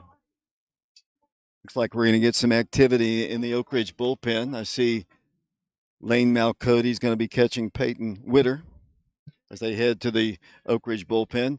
1 on, 2 We're in the 6th inning, nobody out. A 2-strike count on Hamilton. Mikey to the plate. Ball 2, runner's going.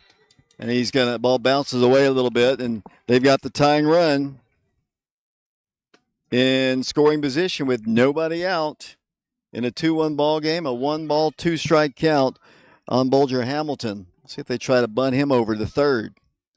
Got 2 strikes on him, so it's highly unlikely. Mikey trying to work out of 6th inning trouble. Pitch.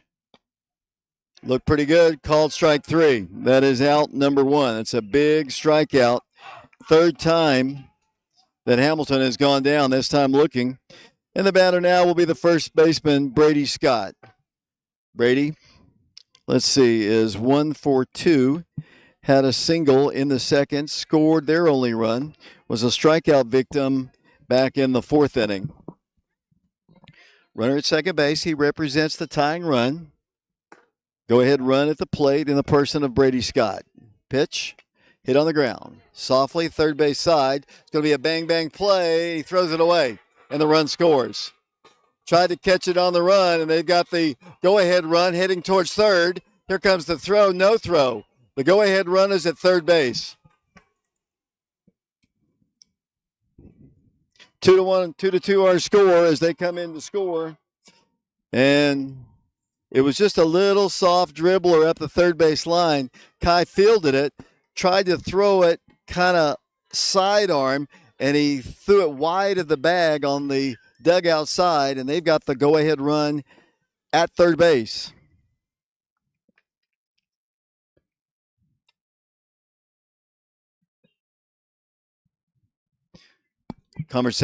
Quick conversation between Coach Maddox and Mikey Teasley. Tough play for Kai. Probably had a little bit more time to throw it than he honestly thought, but he tried to make a play, and now Mikey's got to kind of bear down here and not allow that run to come in from third. Batter is going to be, let's see, looks like Jacob Green. Jacob had a single his last time, grounded out to third. 1 for 2 in the ball game, 2-2. Wildcats about hit them 9-3, but where it counts, we're tied at 2-2, and we're getting late. We're in the 6th inning. Wildcats have 3 more outs. Hopefully that's all they'll need. Hopefully Mikey can keep them right where it is at 2-2. Green is the designated hitter. Mikey comes to the plate. There's a called strike, and the count is 0-1. A little nerve-wracking right now as they have tied the game. They have the go-ahead run at third. A 2-base error allowing him to reach the third base, so Mikey's got to buckle down as that pitch bounced to the plate. Good stop by Parker. Free, the catcher. Keeps it in front of him, keeping the courtesy runner from coming in. 1 ball, 1 strike.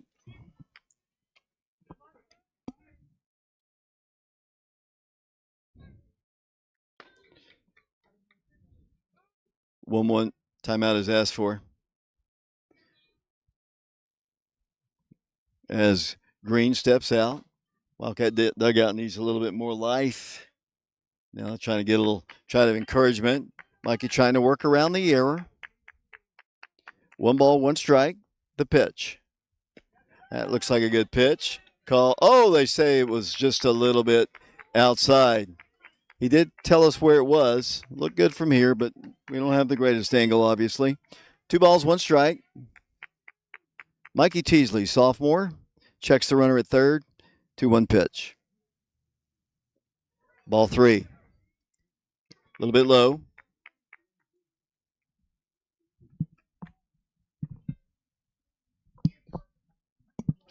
Jacob Green back in. Like I said, he's 1 for 2 in the ball game. Singled his last time. Pitch. It's ball 4.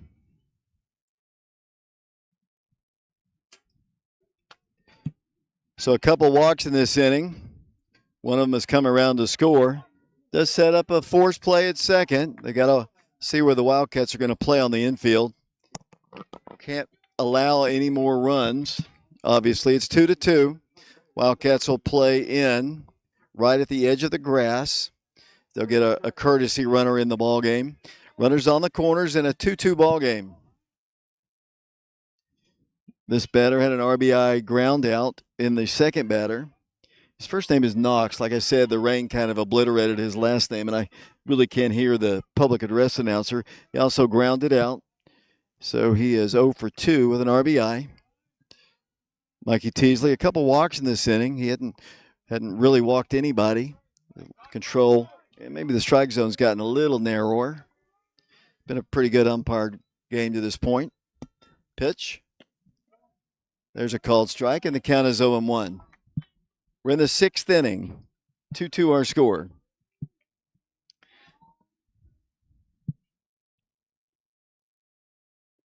Teasley checks the runner at third. The one strike pitch, down low, a ball. Evens the count at 1 ball and 1 strike.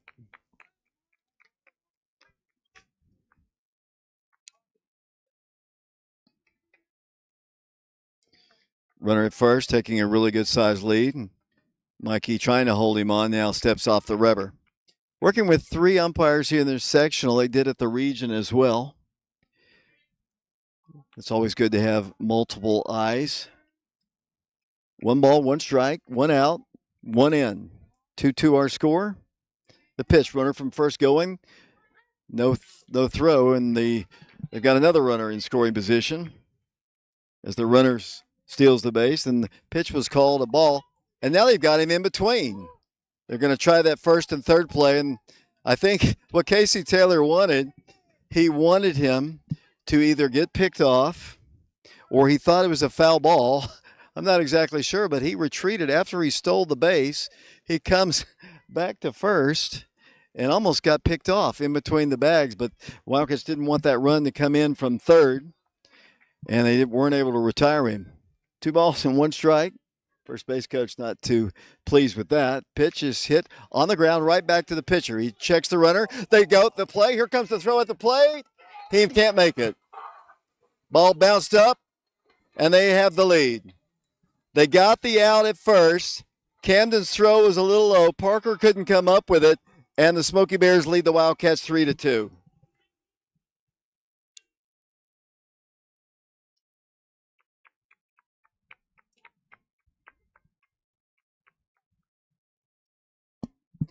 Smoky Bears, the Wildcats have led the entire game. They took a 2-0 lead in the first. They scored a solo run in the second, 2 here in the sixth, and they've got a runner at third. Mikey's got to bear down, so the 2 walks come in to haunt him as that pitch and a couple of missed plays by the Wildcat infield as well. As the first one was a wild throw, a 2-base error, allowing the runner to get to third. And there was another low throw trying to get the double play. Here's the pitch, hit on the ground. Noah Wood with a great play, and he throws him out. Noah Wood saves another run. Great play by the freshman. Great play by the freshman to keep the game right at 3-2. But the Wildcats are down to their final 3 outs as we go to the top of the 7th. Wildcats in a 3-2 game, but what a great play by Noah Wood to save what would be another insurance run for the Smoky Bears. We're live once again. Urban Engineering and the 1993 Baseball Cats want to show their support of the 2024 Wildcats, and they did that by paying our rights fee. We appreciate Chris Sharp, member of that 1993 team, for doing that for us. As we go to the top of the 7th inning, the Wildcats will need 1 to tie and 1 to take the lead. If they don't score a run this one, the Smoky Bears will win it. It's 3-2. Sevier County. We'll be back in a moment.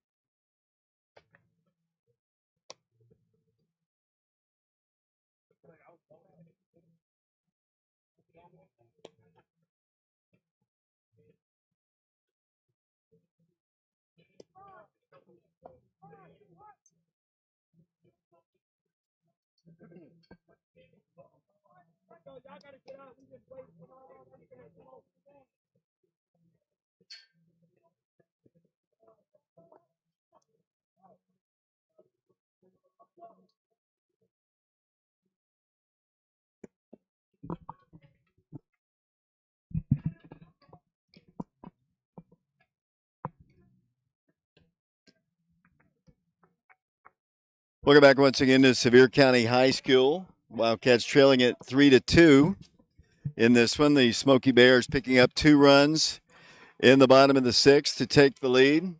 A couple of missed plays in the infield, a couple walks. Smoky Bears, good team, took advantage of it. Now the Wildcats have to rally. Wildcats, if you can't say they haven't had their opportunities in this game, the Wildcats have out-hit them 9-3. But where it counts, they haven't been able to get those runs in. As got a left-handed pitcher coming into the ballgame to close things out for the Smoky Bears. I don't know if Anakin had reached his pitch count or is this guy just lights out. But Wildcats have 3 more outs to work with. Here's a long throw down to second. And here we go. 7th inning, 3-2, Sevier County. Leading things off for the Wildcats will be Cam Welch. Cam had a single, walked, and also rounded out. Got to be have a good at bat here. Can't be over aggressive, especially facing a new pitcher. Cam steps in. He's got good power. First pitch to him is a fastball in there for a called strike. He's got some velocity as he hits it right at the knees. Welch will be followed by Mikey Teasley. Got on and missed, and the count is 0-2. As I mentioned, Cam had a single. He's walked. This big lefty is throwing hard. Trying to shut down the Wildcats in a 3-2 ball game, 7th inning. Pitch. Hit hard. Great play by the third baseman. He throws it way up high, and the Wildcats have a base runner. Ball was hit on an 0-2 pitch down the third base line. It was a great play by the third baseman, and then he tried to throw off balance, and he threw it over the head of the first baseman, and the Wildcats have life. Cam Welch reaches base safely. We'll give him an infield hit on that. They do as well. So the Wildcats have the tying run on, and the batter is Mikey Teasley. Mikey has, let's see, he did score a run earlier, had an infield single. Wildcats are going to get Izzy Mitchell in the ball game. Izzy scored a run for the Wildcats. Now the field umpire coming in to talk with the home plate umpire. Now that is number 10, Izzy Mitchell, not Joel Pierce. They're going to do a little bookkeeping at the home plate area. Izzy's going to come in. Izzy ran for Cam earlier. And I'm not really sure with this bookkeeping. I just know that it's getting darker and darker. Threatening skies coming. Yeah, I'm just looking. Izzy will be the runner at first. He represents the tying run. Mikey Teasley, the batter. Let's see what they want to do. Coach Freeze having a conversation with his sophomore pitcher who has pitched well. Wildcats committed the one error. They didn't you can't assume a double play, but they a good throw. Parker might have been able to make a play at the plate as Mikey steps in with Izzy taking his lead. The pitch outside of ball, and the count is 1 ball and no strikes. 3-2. Sevier County on top of Oak Ridge in this sectional ball game here from Sevier County High School. See if Izzy's going to go. He's taking a very shallow lead. Lefties hard to run on the pitch to Mikey. That's ball 2. 2 balls and no strikes. Wildcats have out-hit them 10-3. Izzy Mitchell, the tying run at first base. Mikey Teasley, 2-0 pitch. Hit foul. Back our way and out of play. Hits the aluminum roof across the way and comes rolling through a maze. You can see several baseballs still stuck on that roof. Mikey's still ahead in the count, 2 balls and 1 strike. Izzy staying put at first. Traction's got to be a little slow. Mikey takes ball 3. 3 balls and 1 strike. Things getting a little bit more intense. The Oak Ridge dugout making a little noise, trying to encourage sophomore. Peyton Witter is on deck. Oak Ridge dugout clapping. 3-1 pitch. Ripped to right field in the gap, and it's going to go over his head. And the Wildcats, Izzy Mitchell's heading towards third. He gets the green light. We're going to tie this ball game. Izzy, here comes the throw at the plate. We are tied. A booming double off the fence by Mikey Teasley, and we are tied at 3-3. Nobody out. Almost was a two-run home run by Mikey Teasley. The Wildcats have tied the ball game at 3 on the RBI double by Mikey Teasley, and now he represents the go-ahead run with nobody out here in the 7th inning. In the batter will be Peyton Witter.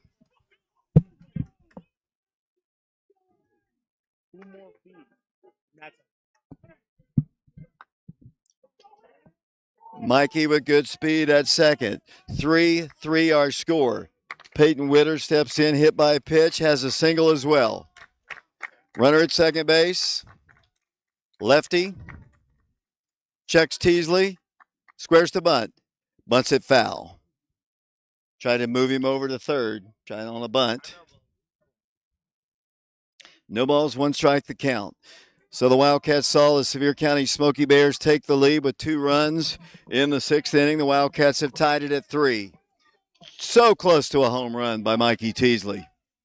Peyton Witter back in. Teasley takes his lead off of second base. 3-3 the score.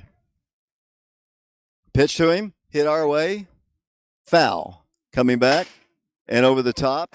On top of the roof of the bullpen. Or past it. And the count is 0-2.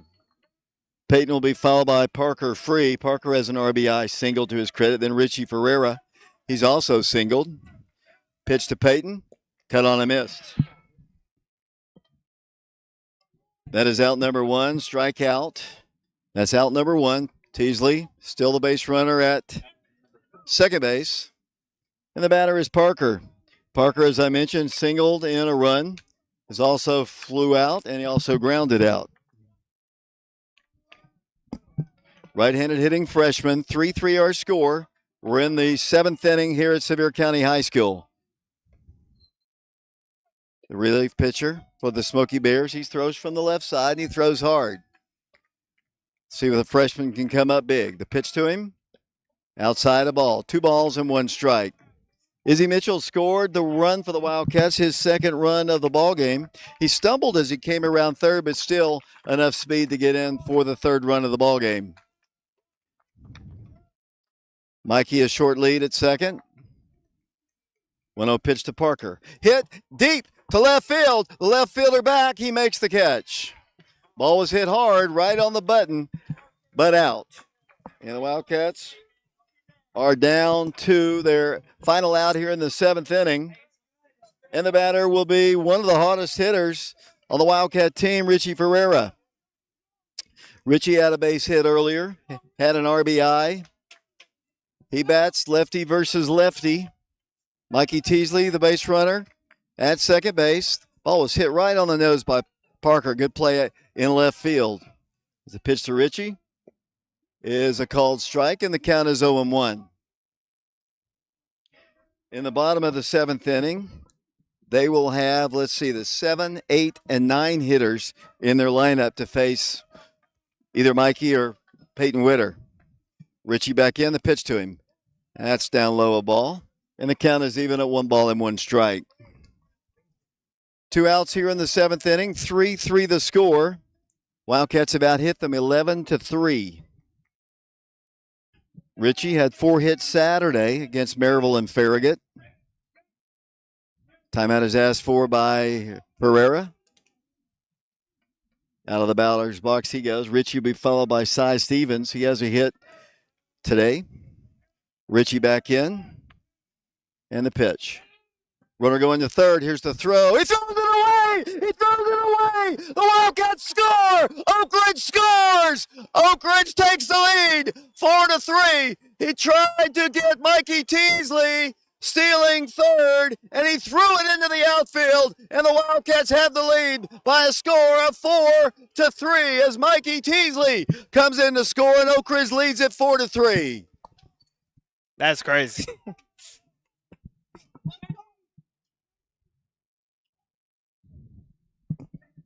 Richie Ferreira with a 1-ball, 1-strike count.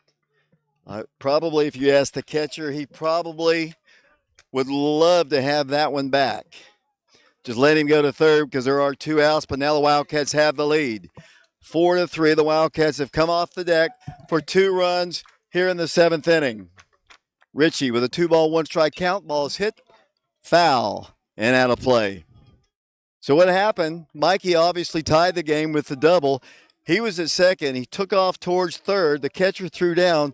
It eluded the third baseman, rolled down the line, and Teasley scored the go-ahead run. 4-3 Wildcats. Pitch to Richie. Cut on a missed. That's a strikeout, but the Wildcats do what they had to do. They rally with 2 runs here in the 7th inning. We go to the bottom of the 7th inning in this sectional ball game. The Wildcats of Oak Ridge on top, 4-3, and we'll be back to Sevier County in a moment.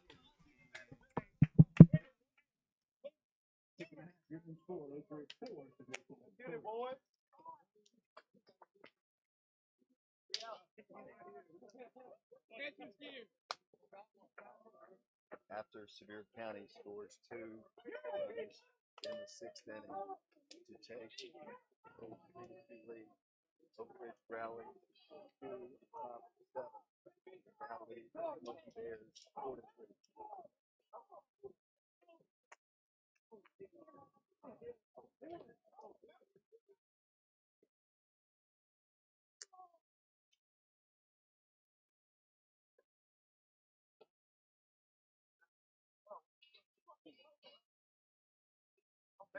Come on, Rick. Send him home. Oh, 3 more out. Come on, man. Hey,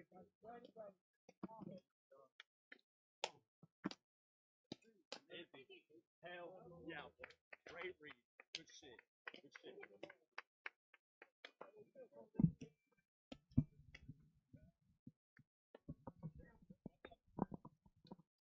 Welcome back to Sevier County High School. David Clary's Vashon Knowles, Urban Engineering, and the 1993 Baseball Wildcats wanted to show their support of the current 2024 team, and they sponsored our rights fee for this sectional ball game. The Wildcats on top of the Smoky Bears 4-3. They've out-hit them 11-3. They don't credit an error to the Smoky Bears, but that definitely was an error on the throw. Wildcats have committed 1 error, and here's Mikey Teasley trying to close it out for the Wildcats. Oak Ridge on top, 4-3 here in the 7th inning. Mikey had a little control issues last inning. He starts with a beautiful pitch there, called strike.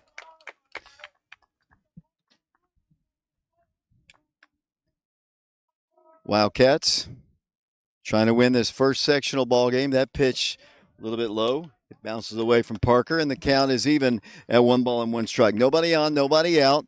Oak Ridge on top 4-3. And how big was that play by Noah Wood in the last inning to save what would be a second run?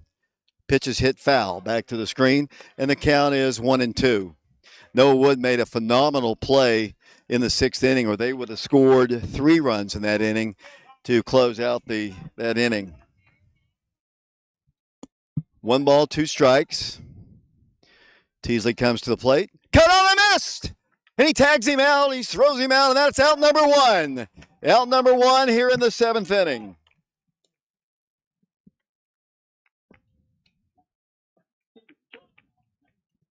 Shortstop Mason Ellis is the batter. He's the number 9 hitter. 1 out here in the 7th, 4-3. The Wildcats in the lead. Just trying to take the first game of this 3-game series. Mikey Teasley trying to pitch a complete ball game. First pitch. Looked good on the inside corner for a called ball. 1 ball, no strikes. Pitch is hit in the air. Should be caught. Warren East in center field. He's under it. He calls for it. That's out number 2 in the ball game. Out number 2 recorded by Warren East, and the Wildcats are 1 out away from their first ever win in a sectional ball game. But it'll be a tough one. It's the top of the order in the left fielder, Carson Martin. Carson Martin, the batter, the last hope for the Smoky Bears here in the 7th. 4-3 Wildcats. Get ready for the celebration if we can get this out, hopefully with no drama. Pitch. There's a ball. 1 ball, no strikes the count. Martin, let's see, 0 for 3 in the ball game. Actually 0 for 2 and was hit by a pitch. Pitch. Squeezing the strike zone on that one. And the count is 2-0. 2-0 pitch. There's a called strike, and the count is 2-1. He's right around the strike zone. 4-3 Wildcats. Martin back in. Righty versus lefty. 2-1 pitch. A little high. And the count is 3 balls and 1 strike. You don't want to walk anybody. Don't want to put the tying run aboard and send the go-ahead run and the winning run to the plate. 3 balls and 1 strike to Martin. Mikey's pitch. Oh, there's a called strike. Kind of a delayed call by the umpire. And it's a 3 ball, 2 strike count. Martin digs back in. Mikey Teasley, 3-2. Outside ball 4. So the tying run is on base. The winning run comes to the plate in the person of their number 2 hitter, Eli Koch. He is, let's see, 0 for 2 in the ball game with a walk. You kind of wonder if you don't want him picked off, you don't want him to be caught stealing. Leadoff man probably has some speed. There are 2 outs, 7th inning. Obviously, home run wins the game for the Smoky Bears. They have a short porch. 310 to right field, and he is a lefty. Wildcats in the lead 4-3. Here's the pitch. There's a called strike, and the count is 0-1. 4-3 Wildcats. Oak Ridge saw the Smoky Bears score 2 in the 6th. The Wildcats rallied for 2 in the 7th. There's 2 outs. The Wildcats trying to get 1 more out. Runner going. Pitch. Here's the throw. Not in time. It's a stolen base. Big stolen base for the Smoky Bears. I think that was a strike. So the tying run is now in scoring position. And the count is 0-2. Mikey Teasley trying to end it right here with the tying run at second base. Teasley has the sign from Parker Free. The 2-strike pitch bounces away, and over to third will go the runner. Mikey overthrew that one, trying to get that 3rd out. Overthrows just a bit. 1 ball, 2 strikes. He's got to be bouncing off the mound if he does that again. Koch back in. 1 ball, 2 strikes. Mikey Teasley steps off the rubber. 1 ball, 2 strikes. 2 outs, tying run at third base in a 4-3 ball game. Teasley checks the runner at third. Here's the 2-strike pitch. Hits it on the ground, foul over towards the on-deck circle. And the count remains at 1 ball and 2 strikes. Kind of a weak hack at it. Stayed alive, though. 1 ball, 2 strikes. Wildcat defense has got to be sure. 1 ball, 2 strikes. Mikey Teasley with a 1-2 pitch. Ball hit on the ground, third base side. Kyron Welch, he fields it, and he fumbles it, and they tie the ball game. It was an easy play. Kyron fielded it cleanly and just couldn't come up with it, and we are tied at 4. Wow. Tough break. He probably too casually approached it, had it. It was an easy play, but we are tied at 4. A tough, tough break. And another miscue, and we're going to go 2 extra innings unless the Smoky Bears can get this guy in. Tough play there for the Wildcats. And we are tied at 4, and here comes Bulger Hamilton. The Wildcats, tough play there. I mean, what can you say? I know Kai feels bad. He's committed a couple of errors in this one. But we're tied. You'd expect a game like this. You wouldn't think that a sectional ball game would be a blowout. We've got a 4-4 game in the 7th. Pitch, hit foul, back to the screen. The Wildcats in the 8th inning, if we make it that far, we'll have Cy Stevens, Kyron Welch, and Warren East. The schedule, Mikey needs to keep it right where it is. Runner at first, the pitch. A little bit high, and the count is 1-1. Tough play by Kyron. I mean, I know the infield's probably wet, ball a little wet. Just a tough play there for Kyron. 1 ball, 1 strike.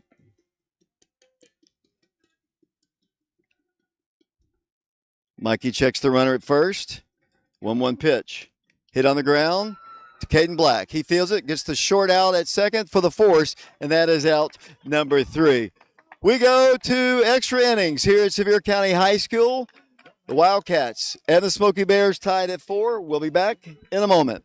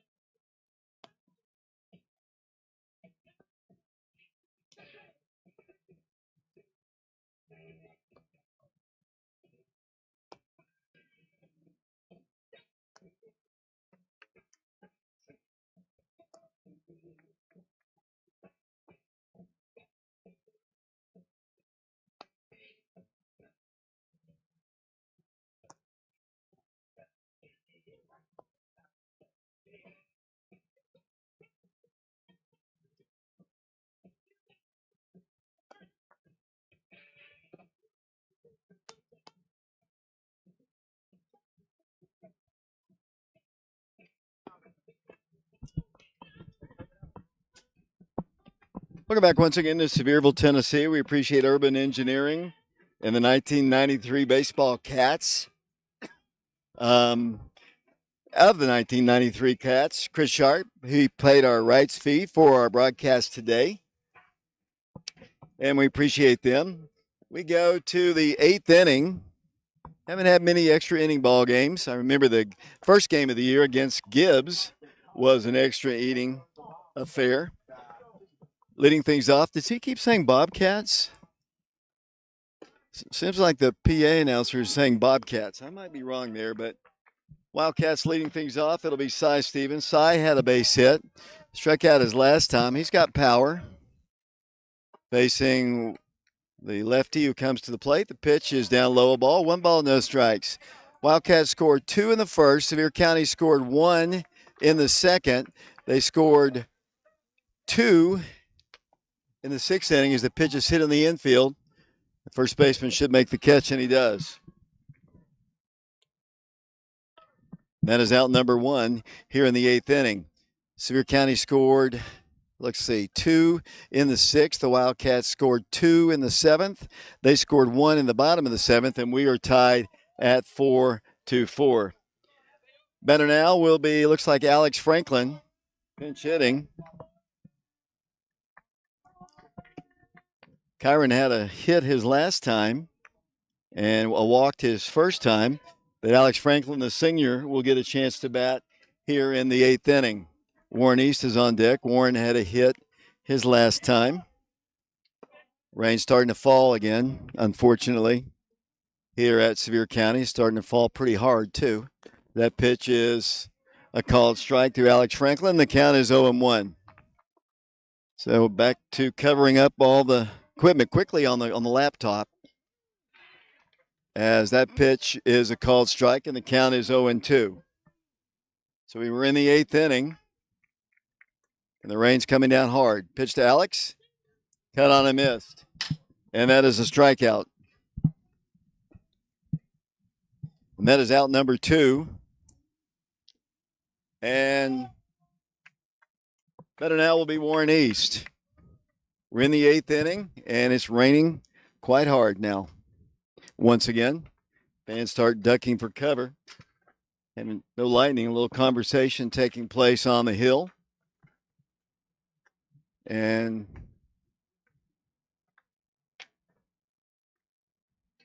it is raining hard. New pitcher in the ball game for the Smoky Bears. He'll step in. We'll take a break here. My voice is getting hoarse as the rain is falling as hard as it has all night.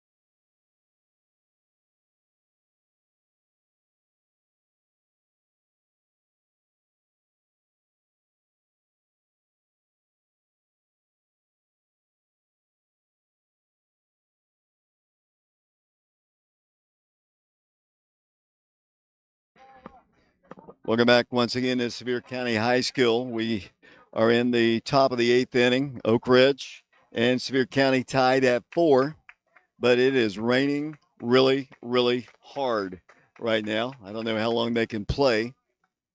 No lightning, which is a good news, as Warren East will bat here against the new Sevier County pitcher in a 4-4 ball game. Both teams appear to have had opportunities to win this ball game. The Wildcats rallied in the 7th inning after Sevier County had taken the lead, and now the Smoky Bears have rallied with an error at the in the ball game to tie the ball game at 4-4. The Wildcats have gone down in order here in the 8th inning, and the number 9 hitter Warren East will stand in. Yeah, be nice. Sean said. Warren, who does have power to go deep, as he steps in with 2 outs. They still have close to the top of the order coming up in the bottom of the 8th inning in a 4-4 ball game. Pitch to Warren. He takes a strike, and the count is 0-1.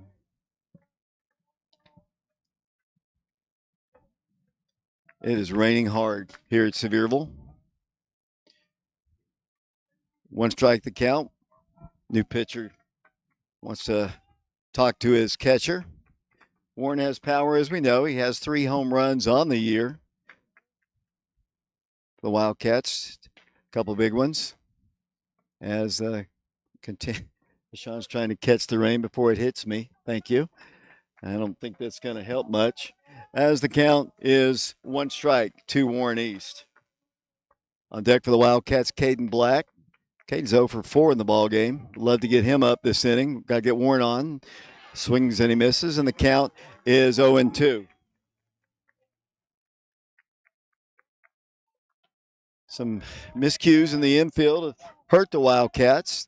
Wildcats have had a lot of scoring opportunities, too. Here's the pitch to Warren. That's up high, and the count is 1 ball and 2 strikes. The Wildcats have out hit them 11-3. But have committed 2 errors. The Smoky Bears have committed an error. They didn't put it up on the board, but 2 big errors. Pitch to Warren. Cut on a miss, and that's the strikeout swinging, and that is out number 3. So it's up to the bullpen now to see what we can do. Nope, it's going to be Mikey Teasley coming back out for the bottom of the 8th inning. Peyton Witter and looked like Alex Franklin had warmed up a bit. We go to the bottom of the 8th inning at the sectional baseball tournament. The Wildcats and Smoky Bears are tied at 4-4. And we'll be back in a moment. What's that?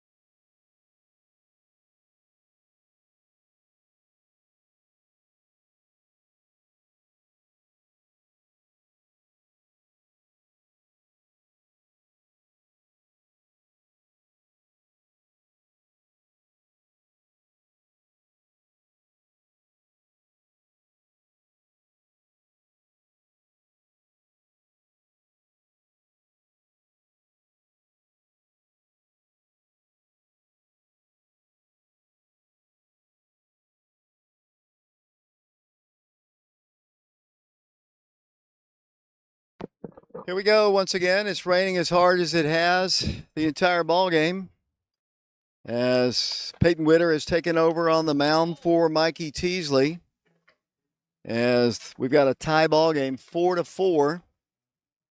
We're supposed to have just spotty showers today, and that's basically what we have, but I just don't know how long they can keep playing with it raining as hard as it is. And I'll give Bashan to look at his radar to see if no, don't even worry about it. Just joking. As Peyton will try to keep it right where it is at 4-4. Poor Fashawn's having to stand out in the rain. While I stand under this tent. Here comes Fashawn. Hopefully Peyton will just strike people out, and then you won't have to worry about it. Yeah, it's raining hard. I don't know. Maybe you can see it through the lights there, but it is pouring down rain. And I know they'll get to the point where they want to, let's see, looks like maybe Casey Taylor talking with the umpire. Maybe he's talking to his batter. Where, let's see, I guess I assume they have a tarp. I didn't see it. I guess it's down the right side. I just don't want to delay the ball game, or if they do, just to pick it up tomorrow. As now looks like the Wildcats are going to substitute Alex Franklin into the game for Kyron Welch. So Alex will be playing second base in a 4-4 ball game. I'm sorry, Bashan. I had suggested setting up under here, but that's where I'm standing as the rain falls. Peyton Witter, lefty, the first pitch is a ball. 1 ball, no strikes to count. It is pouring down rain. I mean, it is pouring. 1-0 pitch. There's a called strike, and the count is 1 ball and 1 strike. A lot of the fans have headed to their cars. When the mound becomes not manageable, that's when they'll stop the game. You don't want to get anybody hurt. 1 ball, 1 strike. Witter in relief of Mikey Teasley. The 1-1 pitch. Hit foul off to the left side and out of play. I just really don't know how long they can keep playing like this. It is just literally just pouring down rain. I mean, it is just miserable. Looks like Tri Sharp's going to warm up in the Oak Ridge bullpen. Pitch is hit foul again. Off to the left side and down the play. Oak Ridge had some golden opportunities. They were 1 out away, 1 throw away from winning the ball game at 4-3, but it's baseball. Pitch, hit foul again. Off to the left side, and the count remains at 1 ball and 2 strikes. The Wildcats have had golden opportunities offensively, too. The Wildcats have out-hit them 11-3, but haven't been able to get that big hit. Here's the 2-strike pitch. Hit foul over towards the camera. And the count remains at 1 ball and 2 strikes. That's close for Sean. I'm getting a little hoarse. I yelled so much when Mikey Teagley scored that run. 1 ball, 2 strikes. Junior Peyton Witter facing the left-handed hitting Smokey Bear. The pitch just a little bit outside, and the count is 2 balls and 2 strikes. Go, Peyton! Nobody on, nobody out. 8th inning. 2-2 pitch, hit foul once again. And the count remains at 2 balls and 2 strikes. Rain seems to be slacking up a bit. That's the best news I've said in a while, except for the fact that the Wildcats are still alive in this first game. It's a 4-4 game. Peyton Witter has the sign from Parker Free. Here's another 2-strike pitch. Ball 3. 3 balls and 2 strikes the count. Don't want to give up that leadoff man. They've been having the ability to run on the Wildcats today. Peyton was really good in relief this weekend. 3-2 pitch. Hit hard, but fielded by the second baseman, Alex Franklin. He throws in time for out number 1. Good play by Alex Franklin to retire the base runner, and that is out number 1 here in the 8th inning.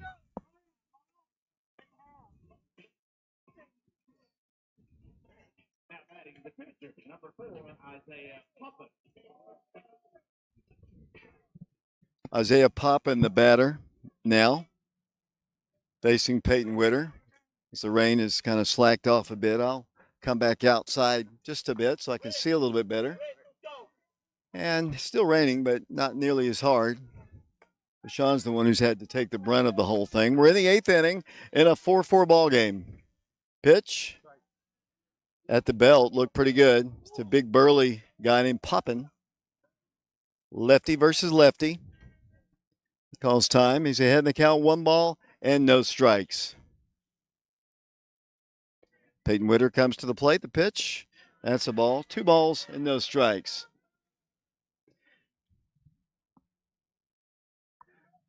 Wildcats, the only change is Mikey Teasley's over at third. Alex Franklin's at second. Caden's still at short. Cam is at first. The outfield remains the same. Pitch. There's a called strike. And the count is 2-1. 1 out. We're in the 8th inning, bottom of the 8th, here in this sectional ball game on our YouTube channel, Prep Radio, from Sevier County High School. 2-1 pitch from Peyton Witter. The breaking pitch, fouled back to the screen, and the count is even at 2 balls and 2 strikes.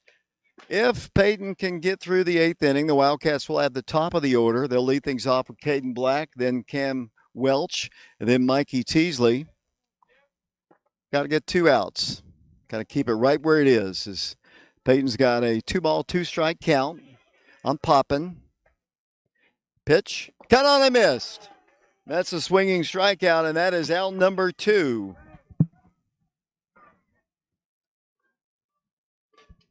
And the batter now, let's see. See if we're at the shortstop.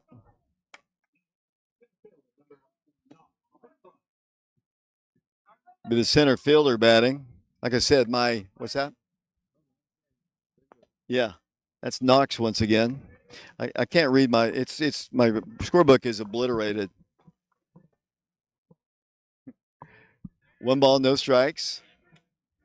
Pitch to the plate, down low a ball. 2 balls and no strikes. They scored the tying run after 2 outs. Peyton trying to close out the 8th inning. 2 balls, no strikes to count. Witter, lefty versus righty. 2-0 pitch. Squares to bunt, takes the strike, and the count is 2-1. The home plate umpire has been really, really good today. He has had a really good strike zone the entire ball game. 2 balls, 1 strike. Pitch. That's ball 3. Don't want to walk anybody. 3 balls and 1 strike. Still raining, but not nearly as hard. Thank goodness. 3-1 pitch. That's a strike. Full count now. 3 balls and 2 strikes. Like I said, if Peyton can get this out and get through this inning without letting them score and win the game, we'll have the top of the order. Pitch. Hit on the ground.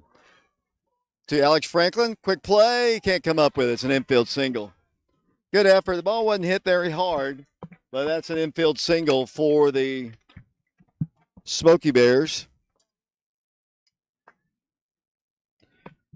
And that's the winning run at first base. Third baseman, Christian Hoffman, is the batter. I'm just going to put down their scorebook. I can't read it. It's so waterlogged and soaked. Let's see what Peyton can do against Hoffman. Anything in the gap could be bad for the Wildcats.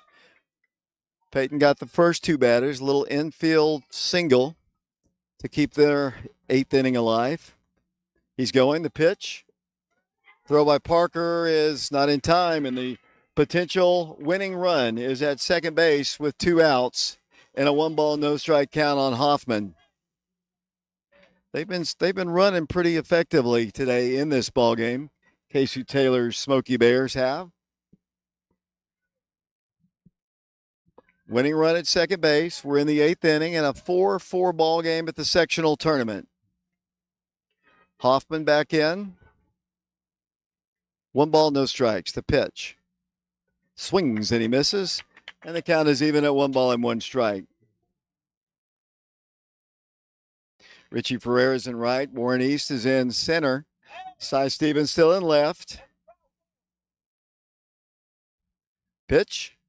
Hit hard to the shortstop. Caden Black. He throws low, but he digs it out. Camden Welch does, and that is out number 3. So they pick up a base runner. They leave him stranded. We go to the 9th inning here at Sevier County High School at the sectional tournament. We've got a 4-4 ball game. We'll be back to Sevier County in a moment.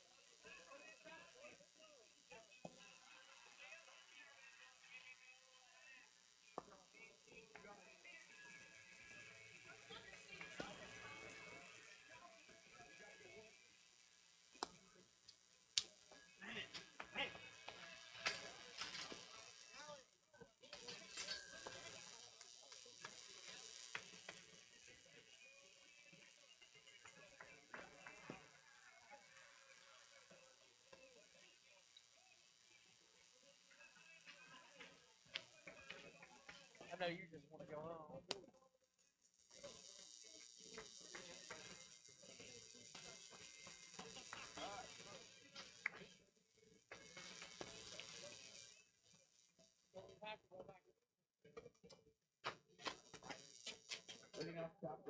For the Wildcats, number 11, Caden Black.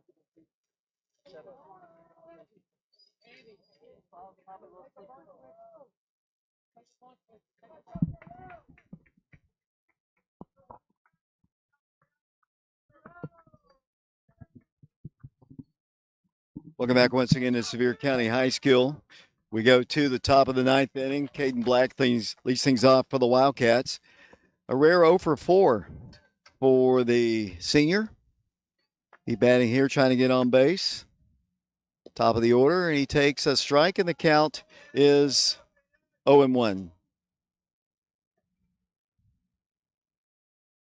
Rain has kind of slacked off a bit. Great to have Caden Black on base. Just his base stealing ability, his ability to get on base and get around, huge for the Wildcats. Had a lot of opportunities in this game. The Wildcats have out hit them 11-4. They've committed 2 crucial errors. Some walks hurt the Wildcats as well. As Caden steps back in, no balls and 1 strike. Rain is all but stopped now, finally. Lefty versus lefty. The pitch to Caden is hit well down the line. That ball is fair ball! Fair ball! Into the corner. Caden Black is heading towards second. The Wildcats have a leadoff double. The ball hit right on the chalk. Out of camera view, it hit right on the chalk. I had a great view of it. We're on the left field line. It hit right on the chalk, and the Wildcats have the go-ahead run in scoring position with nobody out. And the batter will be Camden Welch. 4-4 our score as we play. And now a little conversation between the catcher and the pitcher. Wildcats would love to get Caden Black over to third. See what Camden can do. The Wildcats. Caden was 0 for 4 into that game. Hit the ball hard one other time. Thank you, Bashan. And Cam Welch will step in. Cam on the game has a hit, has 2 hits actually. One of them was an infield single. And he represents Caden Black represents the go-ahead run as we're in the 9th inning in a 4-4 ball game. Taking the throw back to second. Black is liable to go to third. They tried to steal third with Mikey Teasley, and the catcher threw it into the outfield, and that's how the Wildcats got their 4th run. Caden a short lead off of second. The pitch to Welch, he's not going. He squares to bunt and takes a strike, and the count is 0-1. Cam Welch, like I said, had a single, hard hit single, an infield single. He's walked. So officially he is 2 for 3, also grounded out to second base. 1 strike the count to him. Black takes his lead off of second. The pitch. Squares to bunt, gets it down. Pitcher side, that's going to be an infield single. No way, baby! That's a base hit for Camden Welch. The Wildcats have him on the corners. A beautifully executed bunt by Cam Welch, his 3rd hit of the ball game, and the Wildcats have runners at first and third with nobody out in the inning. Caden Black, the go-ahead run at third. Cam Welch, insurance run at first. Mikey Teasley will be intentionally walked. The bases will be loaded for Mikey Teasley. Or for Peyton Witter as Mikey walks intentionally. Nobody out. Sets up the force at the plate. Sevier County will bring the infield in. Mikey is walked intentionally. Peyton Winter trying to get the go-ahead run in. The pitch. Bounces away, but not far enough. That's ball 1. 1 ball and no strikes. The Wildcats with a golden opportunity with bases loaded and nobody out. 4-4 our score in the top of the 9th inning. The Oak Ridge dugout comes alive. Peyton Witter steps in. He has a hit to his credit. Pitch to him. Ball 2. It's high. 2 balls and no strikes. Witter was hit by a pitch, has a single, flew out to right field, and was caught looking. 2 balls, no strikes to him. Pitch. Ball hit foul on top of the roof. And the count is 2-1. Parker Free will follow, then Richie Ferreira. Sevier County with the infield in. Pitch to Witter. That's outside, ball 3. 1 pitch away from perhaps walking in the go-ahead run. 4-4 our score. The bases are loaded. 9th inning here at Sevier County High School. Pitch. Hit foul again. On top of the building. And the count is full at 3 balls and 2 strikes. Big hit here. or a walk. Wildcats just need to get that 5th run in. Bases full of Wildcats. Lefty versus righty, the pitch. Hit in the air on the infield. Shallow, right fielder, calls for it, has it, makes the catch, and they keep the runner at third wisely.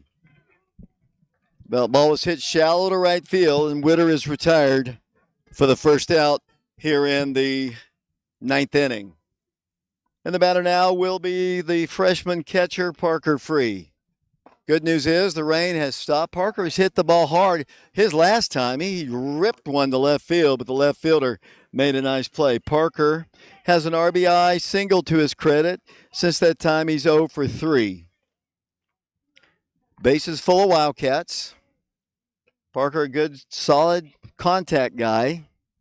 Needs to hit the ball and put the ball in play a little deeper than that one. That ball was a shallow fly ball to right field. The right fielder kind of stumbled just a bit, but he did make the play. Parker steps back in. 1 for 4 in the ballgame as the Wildcats bat in the 9th inning with the bases loaded. Got to get one of these runs in. Hopefully more if you're a Wildcat fan. Pitch to the plate. That's up high, and the count is 1-0. Pitcher did a really good job. He fell behind on Peyton, was able to get him to fly out to right field. Pitch to Parker. That's ball 2. 2 balls and no strikes. Good eye. Freshman's very, very mature baseball-wise, well beyond his youthful age at 14 or 15 as a freshman. He's ahead in the count, 2 balls and no strikes. 4-4 our score in the 9th inning. Pitch to the plate. There's a called strike, and the count is 2-1. Wildcats have had so many opportunities. They've out-hit them 13-4. But where it's important, it's 4-4. That's the score. Here's the pitch to Parker. Hit foul, and he's behind in the count now, or actually even count now. 2 balls and 2 strikes. Got to make contact here. They walked Mikey Teasley intentionally, and so far it's worked as Peyton is flied out.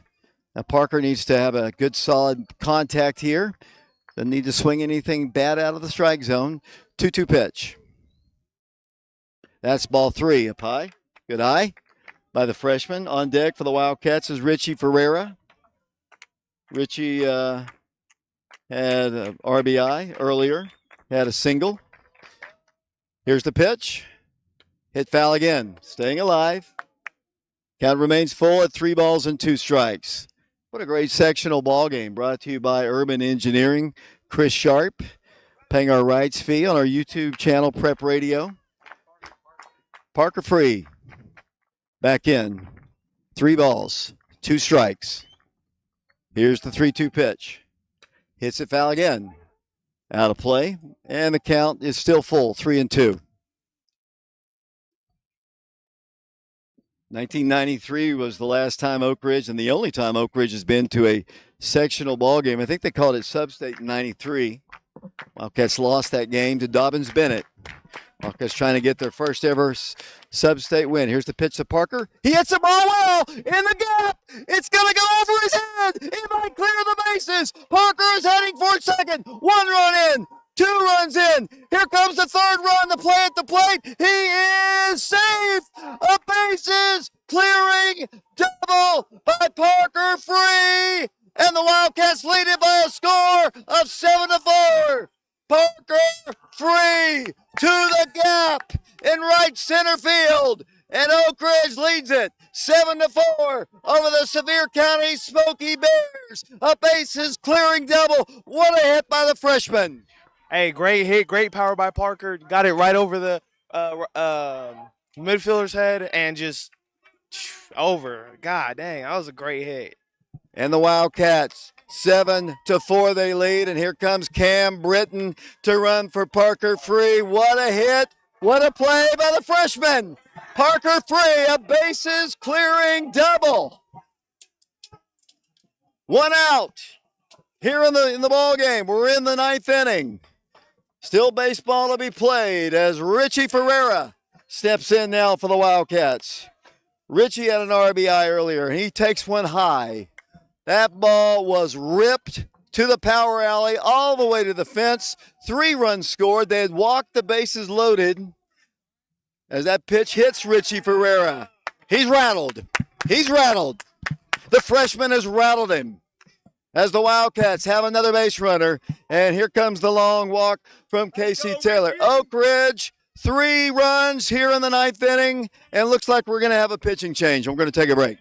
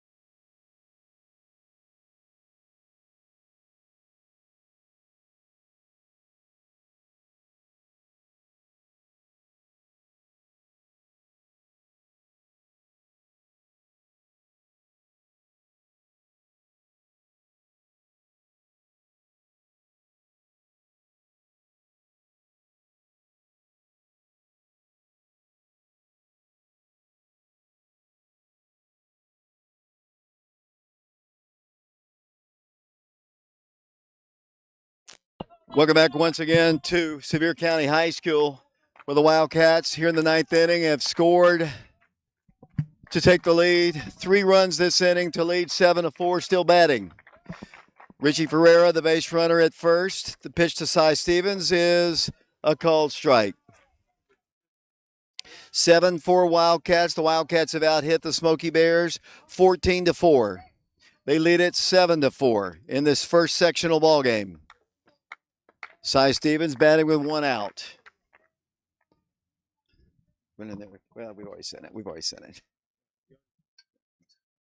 Little conversation between the catcher. What a big hit. Parker had a big hit. I'm trying to remember, it was at Carson Newman, I believe, which I think with the bases loaded cleared things. And as the Wildcats lead it 7-4. Mike Sheehan watching our broadcast here today. Becky and Ronnie Hayes watching our broadcast today. Cy Stevens back in behind in the count 0-1. Richie Ferreira takes his lead off of first. 7-4 Wildcats. The pitch is down low, a ball. Wildcats have had a lot of opportunities in this game to win it. I mean, so nothing's a given. They're still got to get the final 3 outs in the bottom of the 9th. The Wildcats could use some more. Here's the ball ripped our way and out of play. And the count is 1-2. I was prepared to sacrifice my body for the camera. Yeah. Ball came right at us. You could probably see that on the camera. Cy back in. 1 ball, 2 strikes to him. Wildcats in the lead, 7-4. Pitch to the plate. Cy takes one outside, and that evens the count at 2 balls and 2 strikes. The good news is the rain has stopped completely. Even better news, the Wildcats have the lead 7-4 in the 9th inning.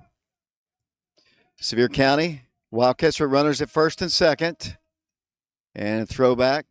Cam Britton is the base runner at second base. Richie Ferreira is the base runner at first. 2 balls, 2 strikes to Cy Stevens. Pitch, hit hard to the shortstop. He boots it, and all hands are safe.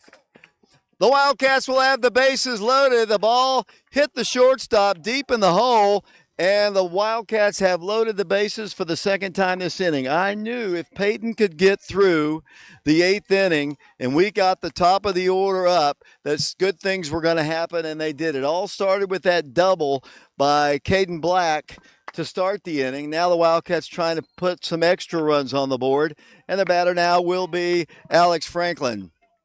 Alex struck out his last time. Bases full of Wildcats. 7-4 the score. 1 out here in the 9th inning. The pitch. There's a pitch inside, and the count is 1 ball and no strikes. Parker Free. What a big hit for his Wildcat teammates, trying to win their first sectional ball game. Ball is hit in the air softly to the second baseman, and all hands are back safely. So we're down to 2 outs here with the Wildcats in the lead 7-4. And the batter will be Warren East. Like I said, Warren, a grand slam would be nice. We almost had one. We almost had a home run by Teasley earlier. Warren has been on base 1 time. Wildcats could use a little bit more insurance. They're up 3. They could use a few more. As Warren East bats with the bases loaded. And 2 outs here in the 9th inning. Outfield talking. Pitch is hit. Foul over towards Casey Taylor, head coach. I saw his dad, Alvin Taylor, good friend. Clinton Dragon head coach for years and years. He's the father of the head coach, Casey Taylor, who played for the Dragons and baseball and football. I always like talking to Alvin, have for years. 1 strike the count to the freshman, Warren East. Let's see if this freshman can come up big. He takes one outside. Parker Free did. Bases clearing double, and that's why we've got a 7-4 ball game. I saw Cy Stevens warming up earlier. Wildcats and Sevier County Smoky Bears will play again tomorrow at 3 o'clock. And if the Wildcats can hold on, the Wildcats would be 1 win away from the state tournament. Sevier County is going to be a doubleheader 30 minutes after the first ball game. Whoever, if it's not a championship one. 1 ball, 1 strike to Warren East. Pitch to him. He hits the ball foul, and the count is 1-2. Mikey Teasley started the ball game. He pitched basically all 7 innings. And the 8th inning was by Peyton Witter. He pitched it, and I don't know who's going to come in the 9th. I saw Cy warming up earlier. Might be Peyton's game, though. 1 ball, 2 strikes. Bases full of Wildcats. Cam Britton, the lead runner at third. Pitch. Hits him, and there's another run. There's another run in for the Wildcats. A bases loaded, hit by pitch. It's 8-4, Oak Ridge. The Wildcats score. In the score, the 8th run is Cam Britton, and it's 8-4 Wildcats. A 4-run 9th inning, and the Wildcats are still batting. And back to the top of the order we go to Caden Black. Caden started this inning with a double just on the chalk down the right field line. And that got the party started here in the 9th inning. Pitch to the plate is a strike. No balls and 1 strike the count. Caden Black, as I mentioned, doubled his last time, scored a run. Pitch to him, cut on and missed. And the count is 0-2. 4 big runs here in the 9th inning. 8-4 Wildcats. Wildcats trying to win their first ever sectional ball game. Pitch. Foul tip, barely stayed alive, and Caden still hanging alive. No balls and 2 strikes. Bases full of Wildcats. The base runner at first is Warren East. Second base, Cy Stevens. Out at third for the Wildcats, I believe that's Richie. Third base. Caden Black back in. No balls and 2 strikes to him. The wind, the pitch. Hit in the air on the infield. Very high pop. Second baseman just outside the grass makes the catch for out number 3. But the Wildcats, a very, very productive inning. The Wildcats score 4 times, and they lead the Smoky Bears 8-4 as we go to the bottom of the 9th inning here at Sevier County High School. 8-4 Oak Ridge. Back to Sevier County in a moment.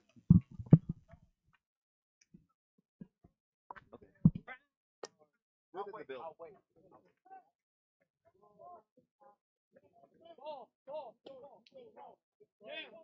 you are a problem with the ball. Hey, Will, hey. No. It's me. Stay there. You go to right, pitching left. Have you seen the ball hit the floor? Hey, go. Hey, go. Go out here and play catch with the eye. Cam, I need that baseball. Come here, ball. Ow, me and you. Oh, okay. Cam, get it ball.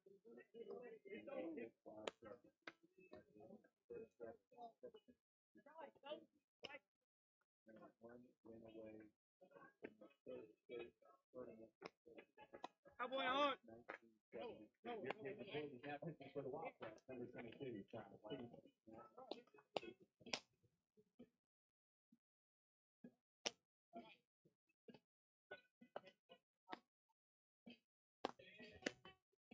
Come outside with it, kid. Yeah.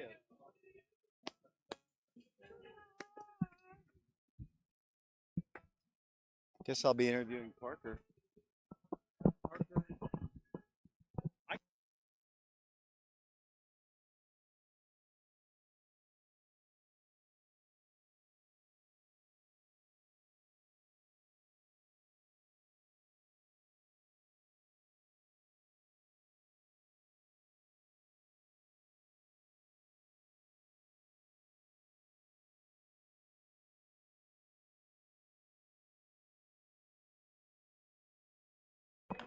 Welcome back once again to Sevier County High School on our YouTube channel, Prep Radio. We appreciate Urban Engineering and the 1993 Cats wanting to show their support. And Chris Sharp, a member of that 1993 team that went to the sub-state back in 93, lost to Dobbins Bennett. And that group, I mentioned some of those players off of that team. I forgot Joe Fellers, Jay Brock, and Mike Del Toro, who were sophomores on that team. But I mentioned all the others that I could remember, the upperclassmen. I didn't mention the sophomores, and I don't know why I could forget Jay Brock and Joe and Mike.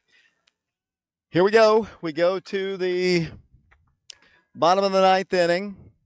Cy Stevens is on the mound for the Wildcats. Cy pitched extremely well against Farragut on Saturday. He's the only pitcher that didn't allow a run. His first pitch is inside. Little breathing room, but you don't want to give up any free bases. Peyton Witter is now the first baseman for the Wildcats. Alex Franklin is the second baseman. Here's the 1-0 pitch from Cy. Hit our way and out of play towards a silver van. Missed it. That's good. And the count is even at 1-1 strike. Good news is we've had some terrible rain showers, but we're still on the air. 1-1 pitch. Hit our way again. Foul territory. Peyton Witter calls for it. He's under it and makes the catch for out number 1. 1 out here in the ninth inning. The batter now, the shortstop, Mason Ellis. Number 9 hitter in their lineup. 8-4 Wildcats. Oak Ridge has out hit them 14-4. Wildcats trying to win their first ever sectional ball game. I don't know what they called it back in the 70s when the Wildcats went to the state tournament. So that pitch is hit right back to Cy. Fields it on one hop. Throws on the first. Out number 2. 2 down here in the ninth inning. And the Smoky Bears are down to their final out. Here in game number 1 of this sectional series, the Wildcats 1 out away from winning their first ever sectional ball game. Like I said, I'll have to ask Bino how they advanced back in the day, as now the top of the order stepping in for them. Crowd's gotten a little quiet. A lot of the fans, most of the fans stayed through the range. That pitch is a strike, and the count is 0-1. Cy fooled him on whatever it was. He fooled him, and he took a terrible hack at it. No balls and 1 strike. Cy Stevens trying to close it out for Peyton Witter, who would be the winning pitcher. As lefty comes to the plate, there's a ball, and the count is 1-1. 8-4 Wildcats, ninth inning. Longest game of the year for the Wildcats. I don't think we've played any extra inning games. Powell and Gibbs, the ones that come to mind. That Little narrower strike zone on that one, and the count is 2 balls and 1 strike. 2 outs, nobody aboard. 4-run lead for the Wildcats.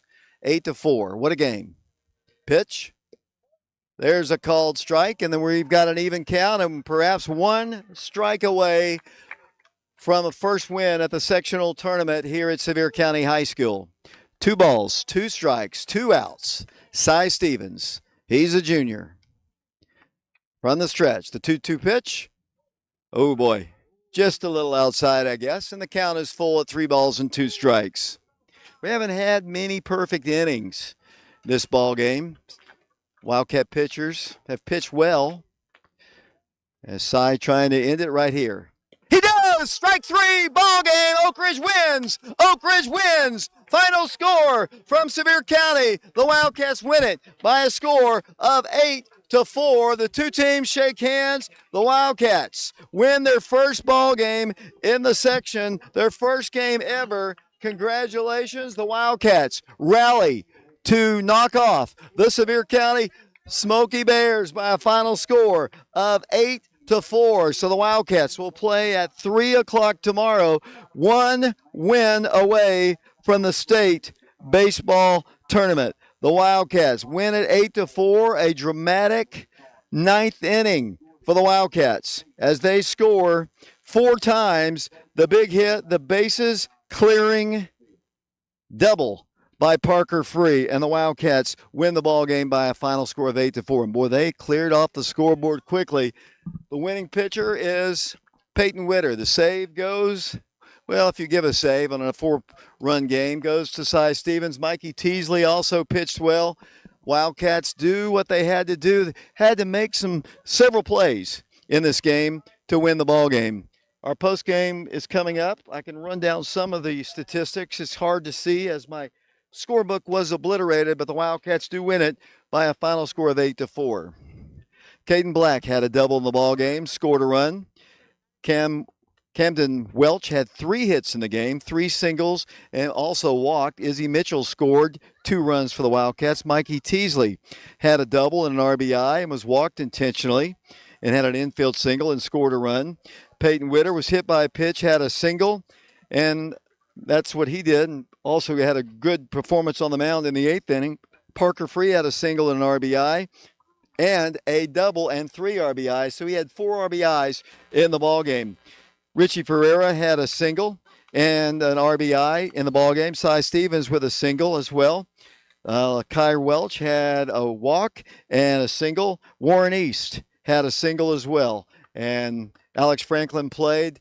Cam Britton scored a run for the Wildcats, and Oak Ridge wins it by a final score of 8-4. We will have a post-game show coming up here in a bit. Coach Free is talking with his team, as you can see right here in front of us. We'll have a post-game show in a moment. Let's take this off so I can add another mic. We'll be back and get ready for our post-game in a minute.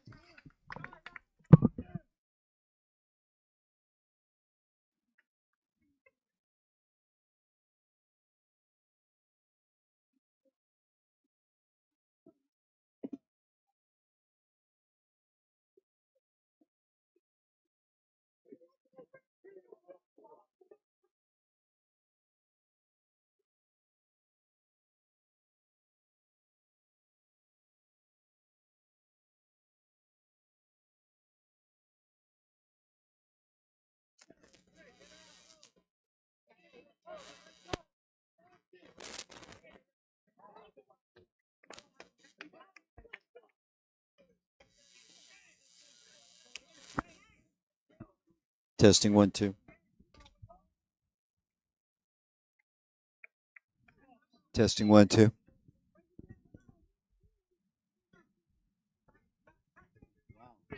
How many opportunities?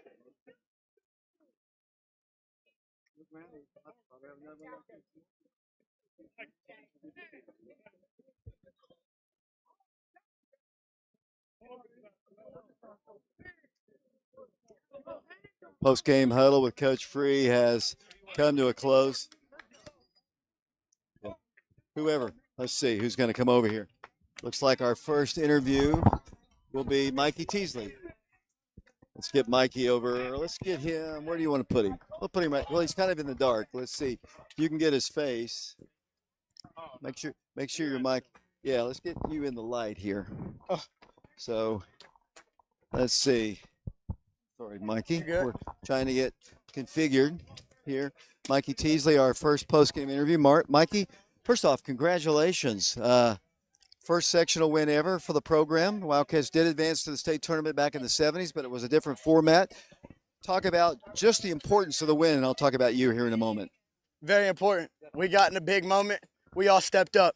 Parker had a big hit, and after that, we just went and dominated on the field. Well, let's talk about you. I know as a pitcher, errors are part of the game. I know we had a couple opportunities to win the ball game, but some miscues in the field. How do you, as a pitcher, recover from that? You did, and so did Peyton and everyone else. How, as a pitcher, do you recover and kind of get your poise back when you know you've pitched well? I'm frustrated in the moment, but I let that fuel me to build the team better, so I can't let it out on them. But I just build it in myself, and I just dominate, honestly. And I take it to the plate and use that for an advantage. Yeah, both teams had several opportunities. When you scored the run, when you stole the base at third, they threw the ball in the outfield. I thought we had them. I thought it was over at that point. Obviously, they came out. You made a mistake. You got down to the final out, and then there was a mistake, but you win the ball game. Talk about your performance, how you felt you pitched. Felt like I pitched great. I gave us a chance to win, and at the plate, they gave me a chance to keep on going out there and battling, and that's what I like to do. And I just feel like when me and Parker, anybody on the team comes up in big moments, we're going to complete, and we're going to come through with the win. I've asked you this before, but what's it feel like when they walk you intentionally? I know that's got to make you feel good, but it ended up being a bad thing because Parker made them pay. It feels great, but I knew once they did, I knew either Peyton or Parker was going to pick us up. And it was just like respect, honestly, because I just put one off the wall, and it was a smart play. The Sevier County team, obviously, you split with them during the regular season. We won at Bobby Hopkins, and they beat us. I think it was at Kingsport, if I remember correctly. Mm-hmm. One more game, one win away from the state tournament. What's your thoughts about tomorrow? Cheeto's going to go in there and shove it, and we're going to win first game. And we're going to hit the ball great, and we're just going to dominate, to be honest. Mikey, I appreciate it. Congratulations. Yes, sir. Thank you. Let's get Parker in here. Is Parker free? And Parker hit the ball hard a couple times and didn't have anything to show for it. You came up with one out in the ninth inning. They had loaded the bases with Mikey getting the intentional walk. As you came to the plate, talk us through that at bat. Yeah, I was going up there just to fight, trying to do the job, and I saw the infield in, so I knew how to get the ball to the outfield. So then he threw me a bunch of fastballs in a row, so I just knew how to adjust. But you hit the ball props to the gap in right center field, 3 runs scored. And you know, you're a catcher and you catch these guys, but it made life so much easier for Cy when he came in there. He didn't have to worry about making a mistake. How important, obviously, were those runs? And that 4th run, too, was important. Yes, sir. Those runs were so important, but props to my guys for getting on base, man. If they got on base, they gave me a chance. And for Cy, I knew he was going to come out there and do a job whether we had 1 run on the board or we had 8 runs on the board. Well, let's talk about the pitchers. I thought Mikey was phenomenal today. I think, just a few miscues in the infield, and this game would have been over in regulation. Yes, sir. I thought Peyton came in and did an excellent job. He got out of trouble. Then Cy obviously just shut the door. Talk about the 3 guys that pitched today. Yeah, man, they're just dogs. They came in here, big game, big moment, one of the biggest games of the year, and they just came out and did what they had to do, man. And they kept throwing strikes. You're a freshman. You came up big in this ball game, and you've had some big hits earlier. I think up at Carson Newman, you had a bases loaded big hit as well. How important was this win for this program? Yeah, it gives us a little freedom because we saw all their pitchers that they got. And this win gives us the first one because we know tomorrow Cheeto's going to come out and shut the door and shove. And then with a win tomorrow, the Oak Ridge Wildcats will go to the state tournament for the first time in 52 years, which is hard to believe, that's just crazy. That's even before my time, Parker. I wasn't around for that. So how important is it for the program to get to that state tournament? Yeah, it's really important for us because we just felt like we've been underdogs throughout the whole year. Like nobody thought we could really do it, but we're coming out here and showing the world that we can do it. Parker, just any final comments about just your teammates and how fun it's been this ride here in the postseason? They're just always behind me. always got my back. Parker, I appreciate it. Thank you. Yes, sir. Thank Appreciate you. it. It's bedtime. The Wildcats win it by a final score of 8-4. And here comes the head coach, the Wildcats. Let's get him in the shot here, Vashon, first. Here we go. Final score of the ball game was 8-4. And Coach, what a ball game! I mean, Coach Alvin Taylor, former Clinton coach and dad of the Casey Taylor, came over and said, "What a ball game!" And I agree with him. I mean, you had so many opportunities to win this ball game in real time in the first 7 innings. They had opportunities to win, but both teams, as you would expect in a sectional ball game, came up big when they needed to. Let's first talk about Mikey's pitching performance. I thought he was great. Mikey deserved to win.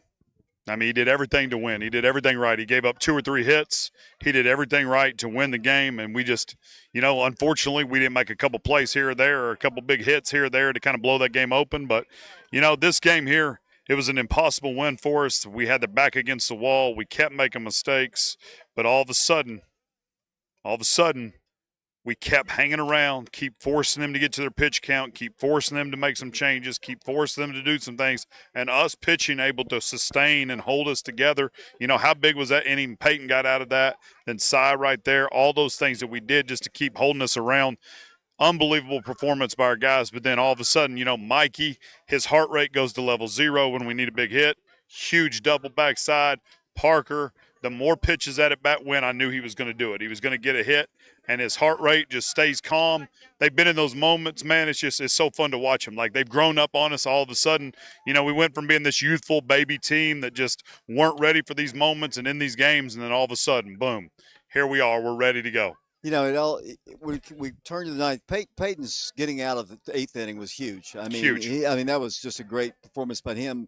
And I thought to myself, if he could get this final out, we will start this inning, the 9th inning, with the top of the order, Caden Black, who had been so quiet. I think he was 0 for 4 into that at bat. He ripped one down the line just on the chalk, and that just started everything. And that's so Caden Black. I mean, that's right. You wait for him to do something big, and fortunately he got it done in the 9th inning, but that just started everything. Well, he got a double, then a perfectly executed bunt by Cheeto, then an intentional walk by Mikey. Then Peyton's at bat, and then you go into Parker, and then once again we had 3 big leadoff hit, a sac bunt, and then a big double. That's what it is, execution. One thing that we didn't do early, we had a chance, to slash. We didn't do that. We had a chance to get a bunt down with Warren one in. We didn't do that. Like, we kind of missed some opportunities early, but then we were able to do that, and that's going to, man, I mean, that's a huge win, huge win. Yeah, and let's talk about the importance of it. Obviously, I told Parker, who incidentally had a great hit. I mean, he told me he was singing fastball, fastball, fastball, and that's when he knew he was getting another fastball, and he ripped it. But anyway, I told him, even I wasn't around for the last time we went to a state tournament. That was way back in the early 70s. This team is 1 win away from the state tournament, Coach. That's right. But, I mean, you got to show up and do your job tomorrow. We got to show up and play our best. I mean, we hold an advantage now. We do have a holding advantage. And we have a chance to do that. But you saw that they've got a pitcher that's really, really good, a lefty, that's going to go a complete game tomorrow that we're going to have to fight tooth and nail side by side with. And so we look forward to the opportunity to do that. They're going to be a little deflated after that loss, and they're going to have to really kind of lick their wounds a little bit to get back to ready to go tomorrow. But he steps on the mound, they win a lot. So we're going to have to be ready for that test, and I look forward to it, man. I can't wait. And it would be a doubleheader if you were somehow to lose that first game. Would you play immediately, like 30 minutes later? Yeah, 30 minutes later it'll be a 4 o'clock game, and then we'll turn around and play a, if necessary, game 6:30, 7 o'clock tomorrow night. Coach, just your final comments on this win today. Great team win, I think. If I'm not mistaken, too, that win right there is a new school record for wins at Oak Ridge High School. And then, one chance away to do something that hadn't been done in over 50 years is really incredible for our kids. But, it's still a game that we still got to show up and play good tomorrow. But I think that we're going to play our best game of the year tomorrow. Coach, thanks a lot and congratulations. Thank you so much.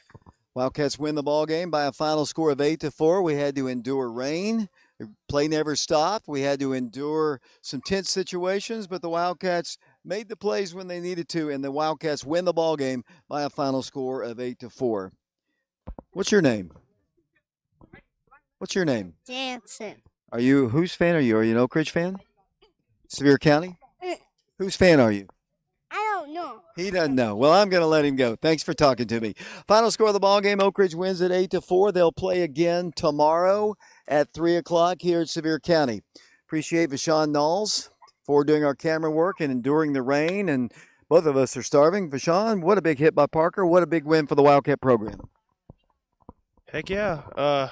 Just overall, great game. It was a good game. I feel like we had a lot of hiccups that Coach Free's gonna talk to him about right after this. So, or he also probably did already. So, yeah, really, I think it's a good win. So, come back out here tomorrow and defeat them. Final score of the ball game: Oak Ridge wins it 8-4. For Vashawn Knowles, until tomorrow at 3:00. This is David Clary saying so long, everybody.